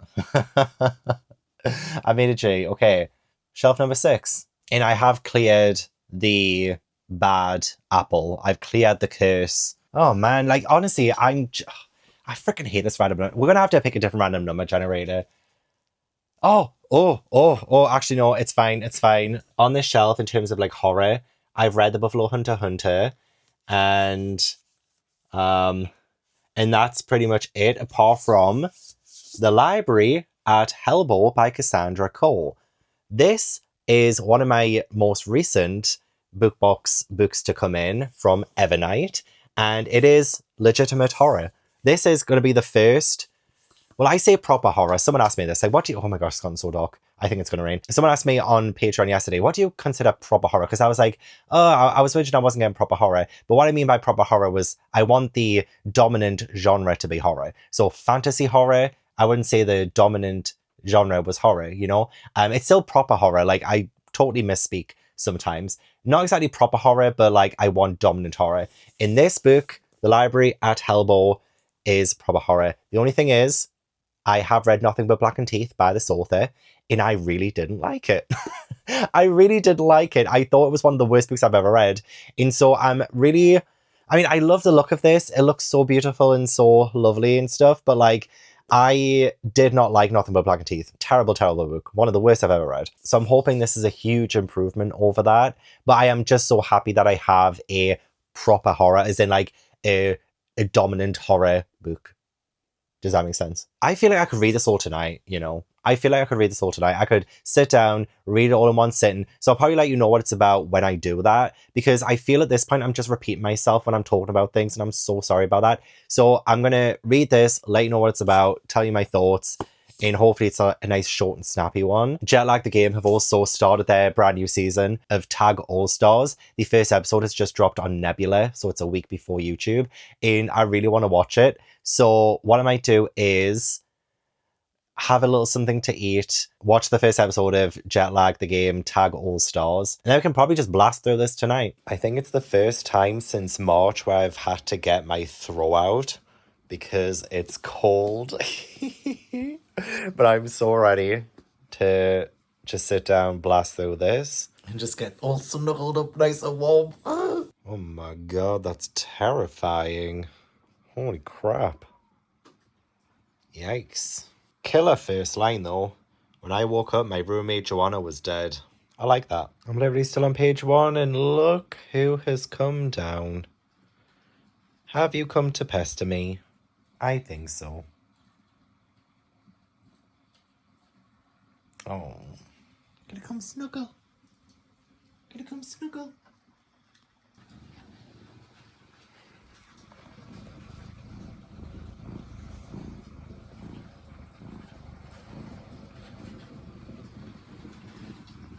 This is why I need audiobooks.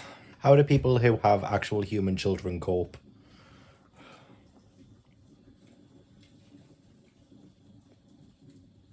Oh yeah. Okay, I'll cover you again. I'll cover you again.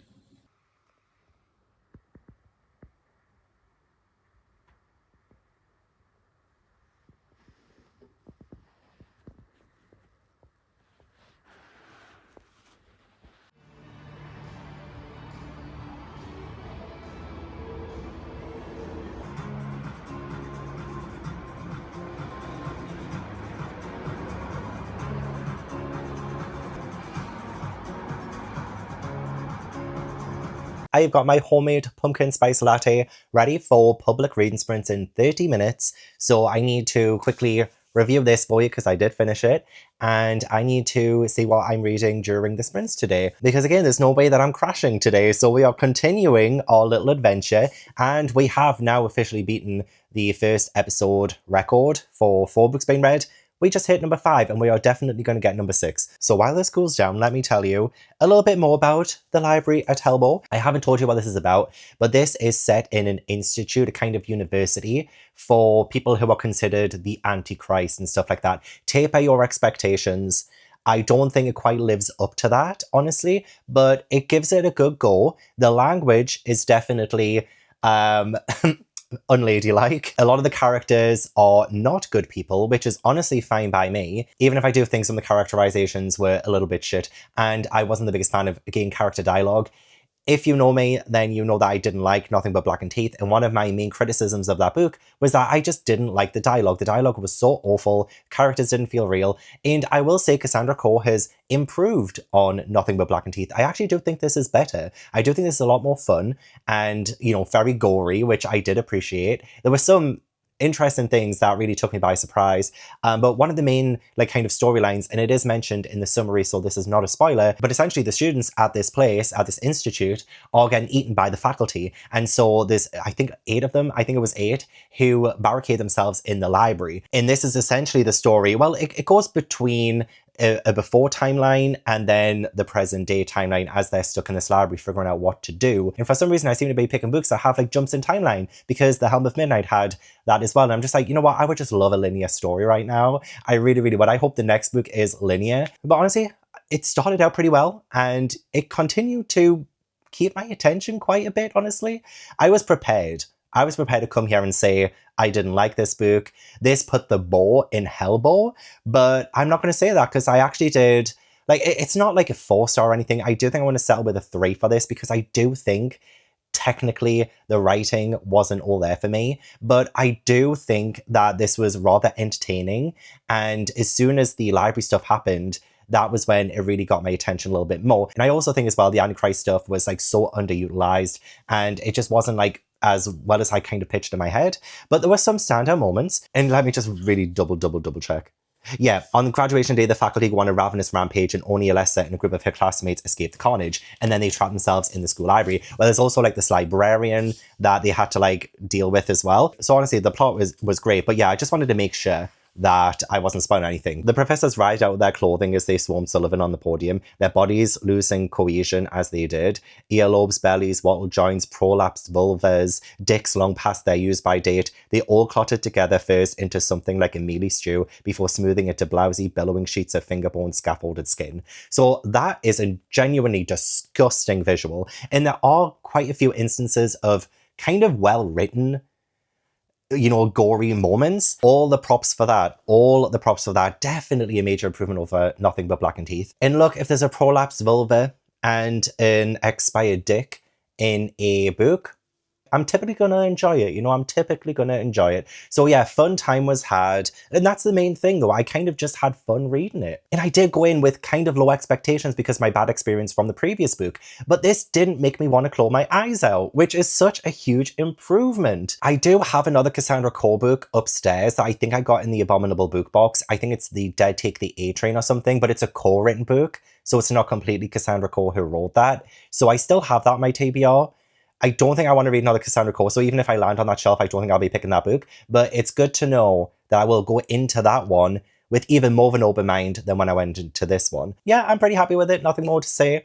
I'm still just like absolutely knackered though because I have not long come back from the gym, quickly showered, and now I'm getting ready for this live show, which is now happening in 24 minutes. So I do have my Mac down here so I can just sit down here and enjoy myself. I did want to put it where I had the Patreon sprints and lie on the comfy seat, but Ash is on there currently, so I can't do that. So I need to turn this on and then we'll see what I'm doing next for Snake Across My Bookshelves, which means I will have to go upstairs though. Damn it. Okay, let's generate another number and hopefully it's in the 20s. I'm hoping for a paperback shelf, honestly, just a high number, please. This random number generator shit is getting on my nerves. So hopefully I'll have thought of something better and how to, like, you know, see which one to do, like which shelf to pick next time. So let's do it. 20. Oh my god, I literally said, oh my god, it was listening. It was listening. It's because I was about to cancel using this random number generator on Google. That's why. It heard that and I was like, not my watch, bitch. Here you go. Now, obviously this will mean that I will be crashing into myself. However, I do want to use my pumpkin power-up, which means I can remove part of the snake body. I don't want to use the hourglass because I don't want to go back to shelf number 6. There wasn't really anything else on there that I really wanted to read. So I'm going to remove this part of the body here. So let's do that first. Let's remove that. Trying to make it all nice and pretty. And then we are going to go from here down to here on shelf number 20. This is a really weird looking snake. I must admit, it is a weird looking snake. Starting to look more like a prolapsed vulva. Okay, here is shelf number 20. And let's see what horrors I have in here. I've read The Girl Next Door. That's the book that I mentioned just before the Dead Take the A Train. Cassandra Khaw and Richard Kadri. That is a horror. If I don't have another one on here that... Oh, true crime. I've had this on my TBR for so freaking long. So that could be a good one. We do have Murder at Pirates Cove, which I've had for a while. And that is a murder mystery. I also believe it's gay. Or we have the Layman collection, recommended to me from a Waterstones bookseller when I used to work at Waterstones. So one of my colleagues recommended that. I also have Incidents Around the House. Oh my god, see, I've got so many horrors on this shelf. Incidents Around the House by Josh Malerman. I've been really excited to read. Hell House as well by Richard Matheson. This is like a horror classic. Oh, we also have this as well, Tokyo Express by Shicho Matsumoto. I have been very excited to read this. This has been described as an irresistible Hitchcockian gem, Japanese crime fiction. So also likened to Agatha Christie. We also have, I think this is horror too, Blackwater by Michael McDowell. Oh my god, see, so many options. And then finally as well, like I haven't read, I have this one, Walking Practice by Dolki Min. And this one I'm very... Oh, and it's translated. Oh my god, this would work for my Magical Readathon. This will work for Magical Readathon. I might end up picking this one. This one, I believe, was a recommendation from Allie. From Allie Do As Read. I need to get up as well because, oh my god, my legs are killing me. Lying down there. A shapeshifting alien finds himself stranded on Earth and disabled by gravity. To survive, they will need to practice walking. What better way than to hunt for food? As they discover humans are delicious, but after an ill-fated encounter, the alien begins to question what they must do to survive and understand why humans also fight to live. This is short and apparently really fucked up, so yeah, let's do it. Let's do this one. But I'm telling you, that shelf had so many options. So many options. This is why I wanted all the paperback shelves to be picked. Time to go live. Let's do this. 「 」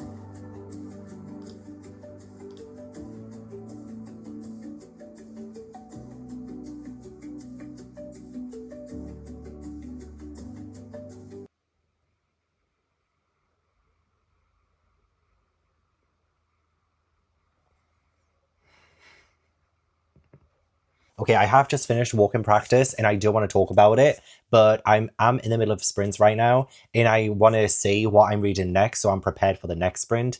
This sprint ends in like 10 minutes. So let's quickly see where we're going to next because yeah, I did complete it so I can move on to the next shelf and we'll see what the generator gives us. So we're currently on shelf number 20. We will now be moving to shelf number 18. Okay. You know how I said, like, I might not ever get the power-ups because there are so many shelves and there are only so many power-ups and the random number generator might not give me any of the power-ups. Well, I gave myself too much power. I think in the future I'll only give myself 2 good power-ups, 1 bad power-up maybe. We are going from shelf number 20 all the way to shelf number 18. Which means I still have 2 power-ups. I still have the going back to the previous shelf. And now I have the ghost power-up, which means I can go through my body now. So let's go upstairs. Let's see what is on shelf number 18. Okay, this is another one that's a little bit too low down for my stand. So on this shelf, I have read The Boatman's Daughter, House Witch Could Count. I've read One at the Forest Inn. I've read Reformatory. I haven't read Long Live the Pumpkin Queen. This could be good for a Halloween edition of this. I've read Boys and Valley. I haven't read Horror Hotel. And I haven't read All Hallows Eve, which I have been wanting to read for a long time. And I've read Come Closer by Sarah Brown. So these are my 3 options on the shelf. I'm going to go downstairs and I'm going to see which one has an audiobook because I'm desperately wanting to listen to an audiobook. But, you know, I feel like for, you know, good pumpkin Halloween vibes, this one could be very good. But I have been desperate to read All Hallows for a while now. For a while. Horror Hotel, I'm not as bothered about at the minute. So I might put that one back. And see if there's an audiobook option for either of these and then choose accordingly. Okay, it looks like it's going to be All Hallows because I have this checked out on Libby. The audiobook is on Libby. And the audiobook for Long Live the Pumpkin Queen was on Libby, but it was a 4-week wait. And I don't have 4 weeks to wait. So, yes, we are going to be doing All Hallows. How long is this? And it's not a short book by any means. 360-ish pages. I can do that. I can absolutely do that. I'll get as much read today. It's only 6 p.m. now. And I think Jay from Book Roast is going to be joining me in a minute. But I will give you an update on this after the sprints. I just don't want to use any sprint time to do a video and like do a video review. So, yeah.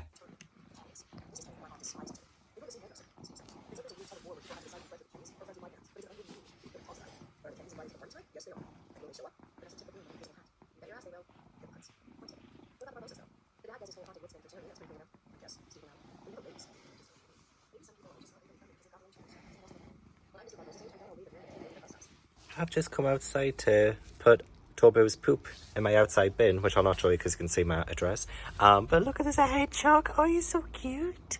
A cute little hedgehog. Oh, I hope you're okay.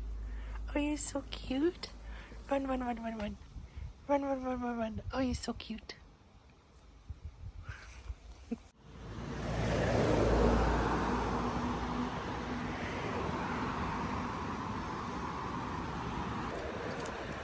Beyond a joke at this point.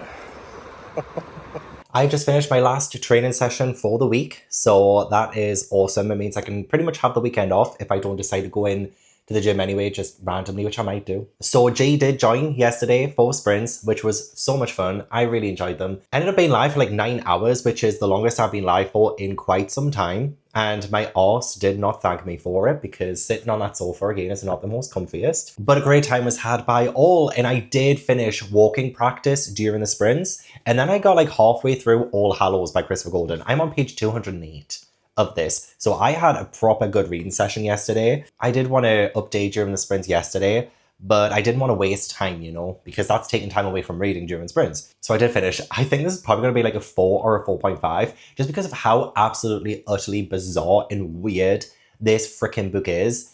Like, I read the summary to you yesterday, but I don't think that prepares you for the weirdness of it. Like, it is a sex-craved alien who has sex with humans and then eats them. And I'm just like, that doesn't sound, I mean, obviously it sounds bad, But like, it doesn't sound as bad as it actually is in this. Like, it's genuinely so messed up. Some of the quotes of this, like, this had me chuckling though, is the weird thing.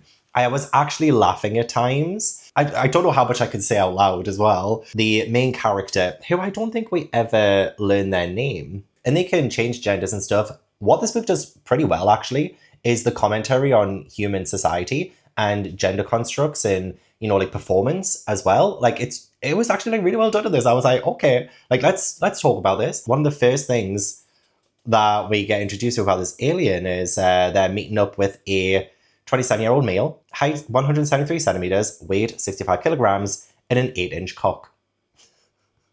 That's all I know. And I'm like, shit, did this author get my slut diary from when I was at uni? And then the first instance of anything being like a little bit off with this person is when, well, she's presenting as female in this encounter.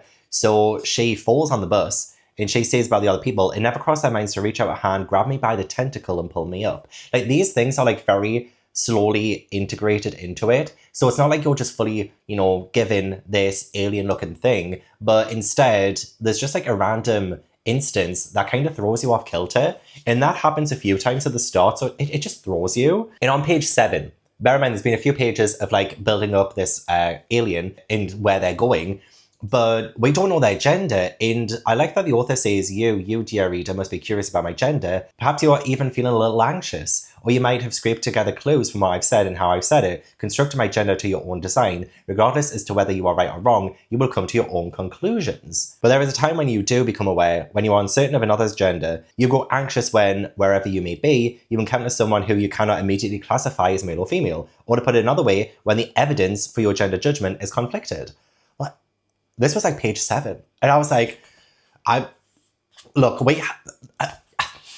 it. I love that commentary. I think that is so brilliantly like well done and said. And like, it's actually like shown as well. Like, there's other instances of like gender constructs and, you know, the reader kind of forming their own opinion. And it's putting like you in the spotlight a little bit for your own kind of preconceived judgments and notions of how a female should act or how a male should act. And I kind of love the exploration of that. Page 7.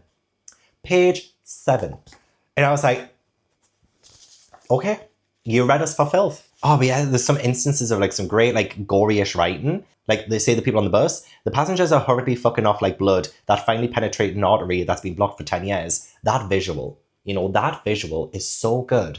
And like, this author is not shy of using bad language and using that language to construct like what's happening in that moment. And like, the amount of times I was like, this alien is me.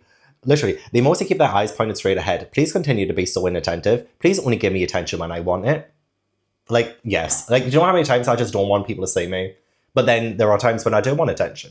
And it's, I know that's just like a random instance and stuff, but oh my God. And just like the slightest human inconvenience that comes their way, and they're like, I'm going to tear that human apart in little pieces. And I'm like, you go, queen. There are a lot of times when this flesh suit is nothing more than cumbersome baggage that causes me pain.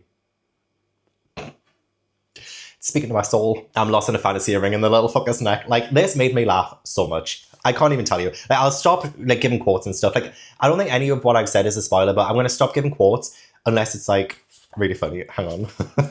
But no, like the actual... See, a second, that one's made us laugh. Page 26. Page 26, it's made me laugh. Look, she's just calling the person just meeting up a nasty fucker because of how their hands smell. Okay, like, I love it. I love it. Page 33. Page 33. I'm not gonna say any more quotes. I don't want to spoil it. I really don't want to spoil it. But yeah, it's just so gnarly. And the things that they do is just so intriguing in like a really morbid way. Like how they take their prey and how like you get like a little bit of how they function as an alien and what they need to do to survive. And I just find that fascinating. Really disgusting, but deeply fascinating. My next appointment is at 11:30, so I've got 30 minutes. Honestly, how is this my slut era from 2015 to 2017? It's just capturing it so well. This book also has like these interesting like illustrations every now and then as well. And sometimes the format of the book changes too. So like the spaces and stuff. I can't quite tell you why it does that exactly, But I like the difference of it. I love the way that it keeps changing it up. Only 160 pages. Like, you can't go wrong. You can't go wrong. But it definitely left an impression on me. Definitely. Both funny and nasty. Yeah, that's how I would describe it. Exactly how I would describe me. Funny and nasty. So I finished that. And then, yes, I picked All Hallows over Long Live the Pumpkin Queen because I think I've had this on my TBR longer and I could get the audiobook off Libby. So I really need an audiobook as well to really like help me concentrate and, you know, like just for the immersion reading. But also I want to like crack on and do some like odd jobs around the house today. But yeah, I'm on page 208 and I am really enjoying this. Like I am really freaking enjoying this. But bear in mind, it's very slow going to begin with. I don't think the plot really kicks in until maybe around about like 150 pages in. And before that, you're getting more like character stuff. So we are following like a couple of different families who live in this area. And it's like mainly like following their kids as they're like trick-or-treating or like they're off to like a party and stuff. And like, oh my God, I freaking love a specific couple.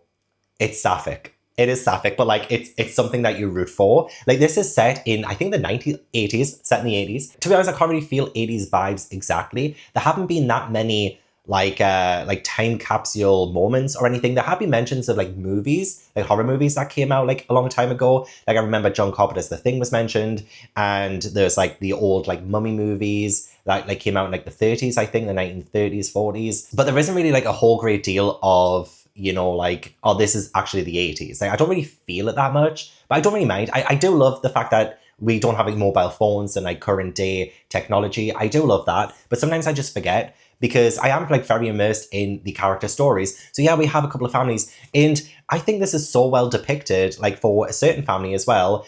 Like there's like some issues between the mum and the dad, but like you really get like the feeling from the mum, like you get her feelings and you get like how the situation is affecting the kids and like how the mum is like trying to persevere through it as well. Like you get such a human look into these characters to begin with before like anything like kind of scary happens. And it feels almost like Stephen King in a way because Stephen King loves to waffle on about his characters for a long time and really builds them up and makes them feel like people. And I really genuinely do believe Christopher Golden has done a good job at building these characters up. And I feel for like their situation. So like one of the families is going to be moving soon. So one of the kids is like out trick-or-treating with his best friend and he knows it's going to be like their last time. So you get this feeling of like a finality to it. And it kind of like the end of childhood in a way, you get that sense of that. And it's like these feelings that we all universally feel as we are growing up. Like I can't really remember the last time I went trick-or-treating, but I bet you when I was like doing my last trick-or-treating session that I was feeling that it was the last time. You know, like you do get this sense of, okay, maybe I am too grown for this. Maybe I am getting older and maybe I shouldn't be trick-or-treating anymore. You get those feelings and it's always kind of sad when that happens, when you close one chapter and open another. But I freaking like love the way that that was explored. And yeah, I love the like family dynamic that, you know, comes together. And I freaking love this potential love story that's unfolding as well. Like I'm freaking eating that up, like so badly. I'm eating that up. I have no idea what's gonna like happen there. But I do want you to know that there is sapphicness in this. So hopefully it makes you like want to pick it up. But bear in mind, this is slow going. Like it takes a while. It takes a while. So there are a couple of weird kids who are going around and like there's like a little girl and no one knows like where she belongs to or like what family she comes from or anything. And she's scared of the cunning man. There is, you know, the boy who's out trick-or-treating with his best friend. It's going to be the last time. They see a child go into the house of two people who are known to be perverts. And so they want to save this child. I'll not say exactly what happens or anything, but it's like very intense. But yeah, again, like this other child is a child they've never seen before. So it's like, it seems to be like these weird children, but also these children are scared of the cunning man. That's all I'll say about it, but just know that it is definitely ramping up now where I am in the story. Definitely ramping up. So I need to quickly head in the shower now, get changed, hopefully finish this. And also the practice for F1 is on. Well, actually, I think it's finished now. But the practice is today, qualifying tomorrow, race on Sunday. Made myself pumpkin spice coffee, and I have the audiobook for All Hallows ready to go. Since I'm 55% in, so I'm going to listen to that.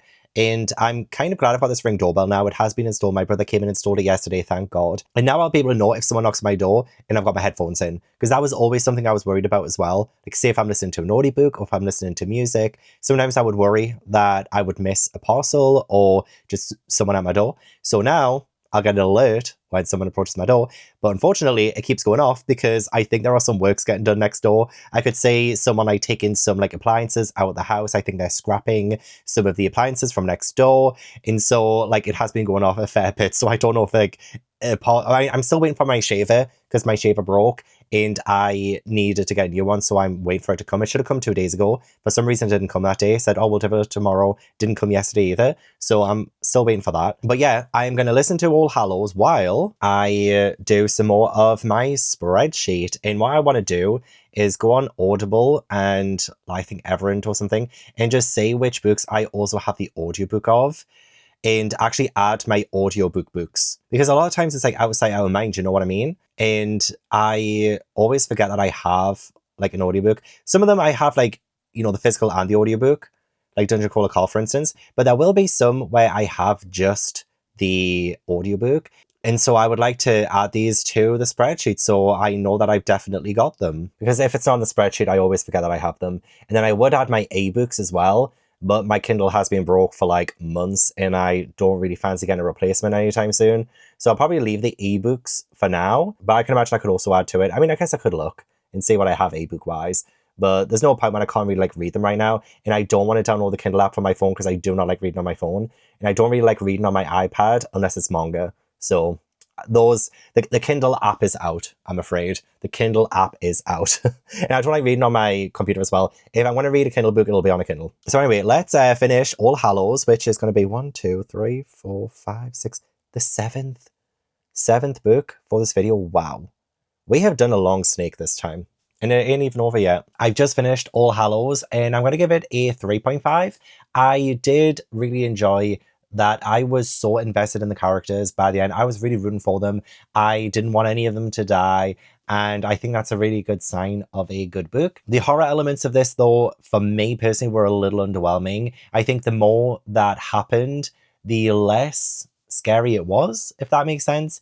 Like, the last half of this book was very exciting and it definitely picked up the pace. But there's a part of me that kind of liked the slow build of it to begin with. And I don't know, I just feel like that was probably a little bit more impactful, but still a really good ending and some really good resolutions for some characters, some things that made me happy. And yeah, I liked it. Audiobook was great too. I just returned it to Libby. It said one person was waiting. So if I had tried to have checked it out today, then I probably wouldn't have been able to. So I'm glad that I picked this yesterday so that I could, you know, have the audiobook as well. So I returned that early. That person who's waiting for it should be very, very happy. And I hope they enjoy it as well. But yeah, 3.5. Honestly, yeah, I think that's a pretty solid rating. I think I've also decided to give this a 4.5. I think this will be 4.5. I was debating 4 or a 4.5. But a 4.5 I think is what I'm going to do. So that's Walk in Practice and then All Hallows 3.5. Not bad, not bad. I'm still filling in my audiobook thing. I think I've only got like 3 pages left on Audible. There are some books I unhauled physically that I have in my Audible collection. So I had to just like kind of add them back onto my spreadsheet, which I don't mind too much. Like a lot of the ones that I've listened to, like say for instance, the Southern Book Club's Guide to Slaying Vampires, I unhauled the physical book years ago, but like I didn't hate the book. It was fine.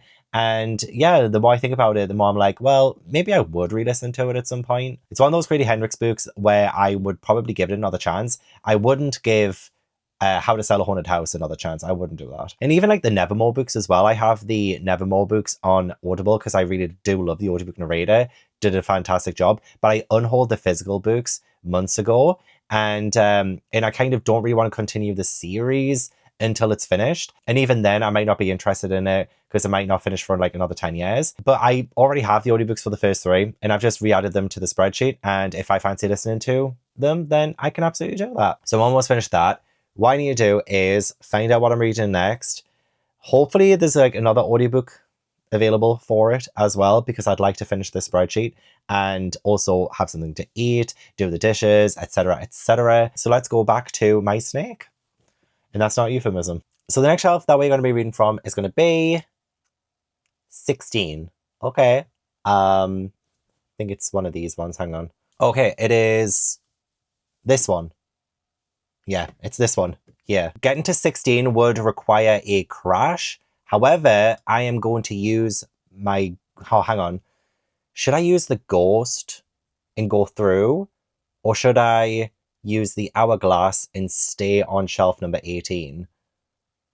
Hang on, what? Let's say what's on shelf 16 before I decide what to do. Hang on, I'll do it with my little dot. And then let's decide what we're doing. Okay, like, either way, I haven't crashed. Move the ghosty again. Always in our way. Okay, 16. So this one. What's horror on here? I think the invocations, because I got this in an Evernight. So I imagine this is... Oh, yeah. Looks a little bit long. Like nearly 400 pages. So that is an option. I've read The Devil's Footsteps. I've read the Farida Biki books. Smothermoss. This is a good option. Actually, not too long either. This one came in an Abominable book box as well. I've read The Amityville Horror. Oh, Bunny. I mean, I would like to reread this before the new one comes out, I think next week. This could be a potential reread. Like, we can do rereads on my Snake Across My Bookshelves. The Decagon House Murders. I think I started this a couple of years ago, and I didn't get very far. Oh, Dawn Books. I must have got this from Dawn Books when I was in London. 284 pages. That's actually not too bad. And Naomi's Room as well. Naomi's Room, Jonathan Aycliffe. This one is just over 200 pages. Okay. Classic ghost story. I've had this one for a little while. Okay, I've got 5 options. And honestly, I think I would like to use my ghost power-up, go through myself to land on shelf number 16. Because I think one of these would be... I feel like I'm leaning towards like Smothermoss or Naomi's Room. I might say if one of these has an audiobook on Libby that I can listen to so I can continue my spreadsheet in. Bunny reread could be very good too. Might say if that one has it. I'm not as keen on the invocations right now, so I'm going to put that one back. Potentially the Decagon House Murders as well. Like, why don't I just fucking read all of them? Let me see if there's an audiobook available for any of these. I know you're probably thinking as well, oh, Gab, that's so boring. Like, come on, just read the physical book. You own it. I know, and I should, but like, we're getting down to the wire here, and I want to get stuff done. And I finished my All Hallows audiobook a little bit too early, I think. Okay, good news. Smothermoss is on BookBeat, and we have the Decagon House Murders on Everend. So what is good about this is that I am on shelf number 16, right? I've used my ghost power-up. I only have the hourglass power-up left. And I am stuck. I am stuck where I am, which means I will inevitably crash now. Not to be happy about it or anything, but I can listen to either Smothermoss or Decagon House Murders first. And then when I do the next number generator, I'm going to have to stay on shelf number 16 with the hourglass power-up. So I'm essentially picking 2 books off this shelf. I mean, I won't like officially pick whatever I read second until we do the number generator, but I'm struggling like which one should I start with, because I'll definitely be listening to both of them, possibly both today.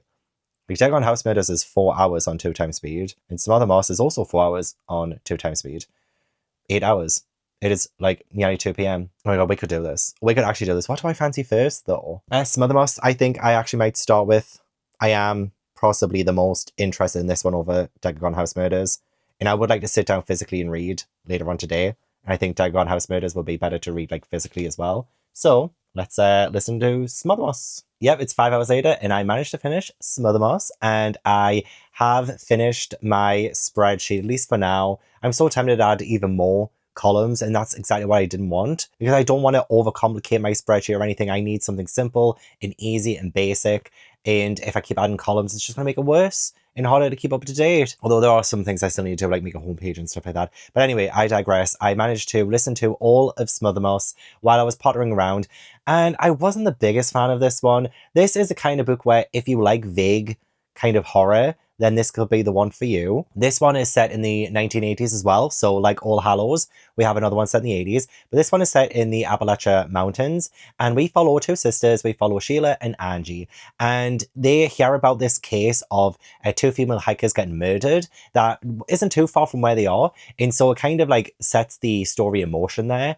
But I will say, like, nothing really happens all that much in this. It takes a very, very long time, which I didn't mind in All Hallows because All Hallows had 400 pages of like potential. Like, there's a lot more pages to tell a story, whereas this one is a lot shorter. So this had to tell a story in fewer words, and it doesn't really have much of a story beyond the initial premise. This is too vague for me. This is way too vague for me. I couldn't quite get it. There were some metaphorical things. There were things to do with like rope and like mountains, and I just couldn't quite wrap my head around it, I'm afraid. Maybe I shouldn't have listened to the audiobook, and maybe I should have locked in with a physical read.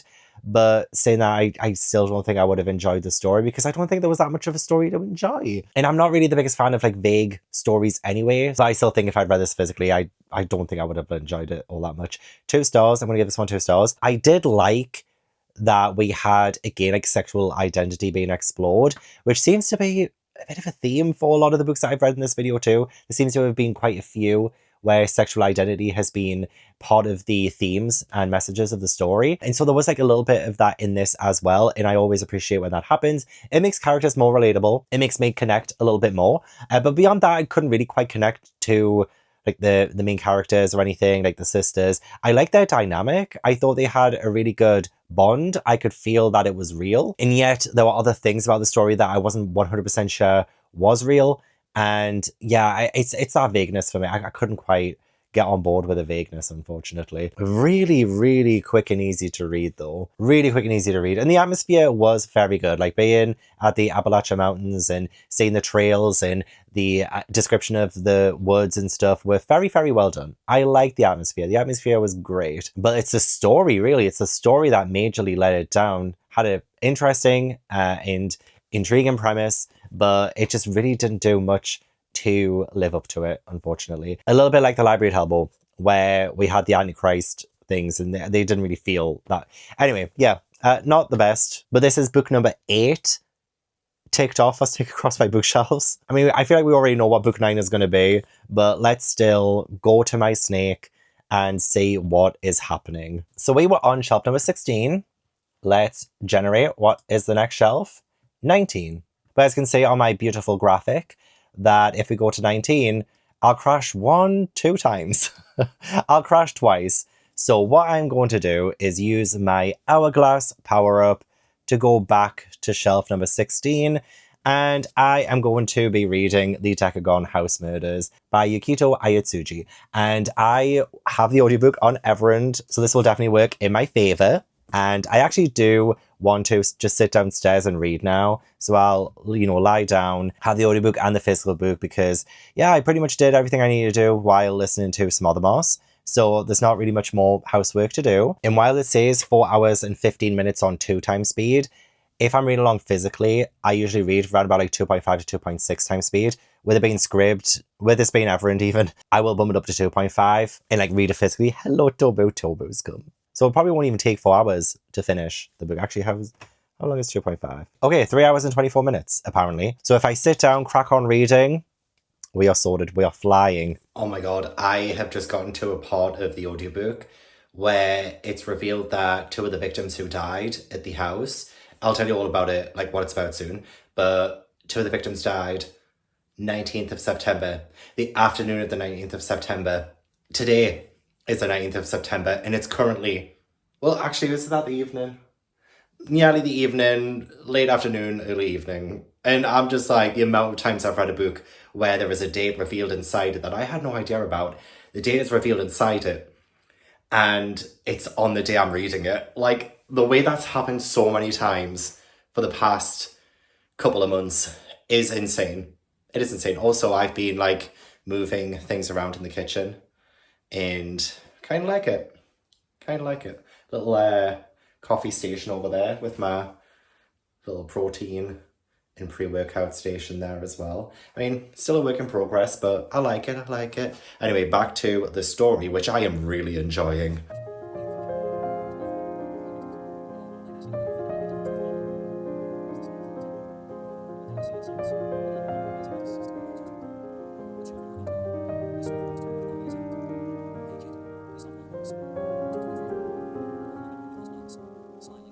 Actually, you come to see everyone, have you?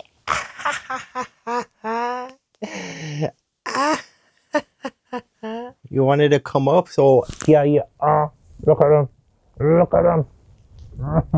So I have literally just this second finished listening to the audiobook of the Decagon House Murders.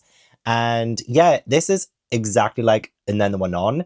And the characters know that this is exactly like And Then There Were None. And what I really enjoyed about this book was that the characters, they are university students and they are each like nicknamed after, really popular crime and mystery authors. So we actually have a character called Agatha Christie, or at least like that's their nickname, is Agatha. We have like Arthur Conan Doyle. So, stuff like that. And I found that really interesting. The characters themselves, I did like up to a point, but yeah, these characters, they do go to exactly like another one, where they go to an island, there is a house, and they die one by one. And so the characters, it's very hard to really feel their personalities after a certain point, because that's when everything is kicking off and they're just like really focused on what's happening, so you don't really get to see a whole lot of like what makes them or like their backstories or anything like that. So I did find this to be majority just the characters reacting to their circumstances, which is exciting up to a point. But then, yeah, it kind of did get a little bit too samey. Like, it really did feel exactly like And Then There Were None. The characters were dying, and then the other characters were like, oh my god, what's going on? Like, how is this happening?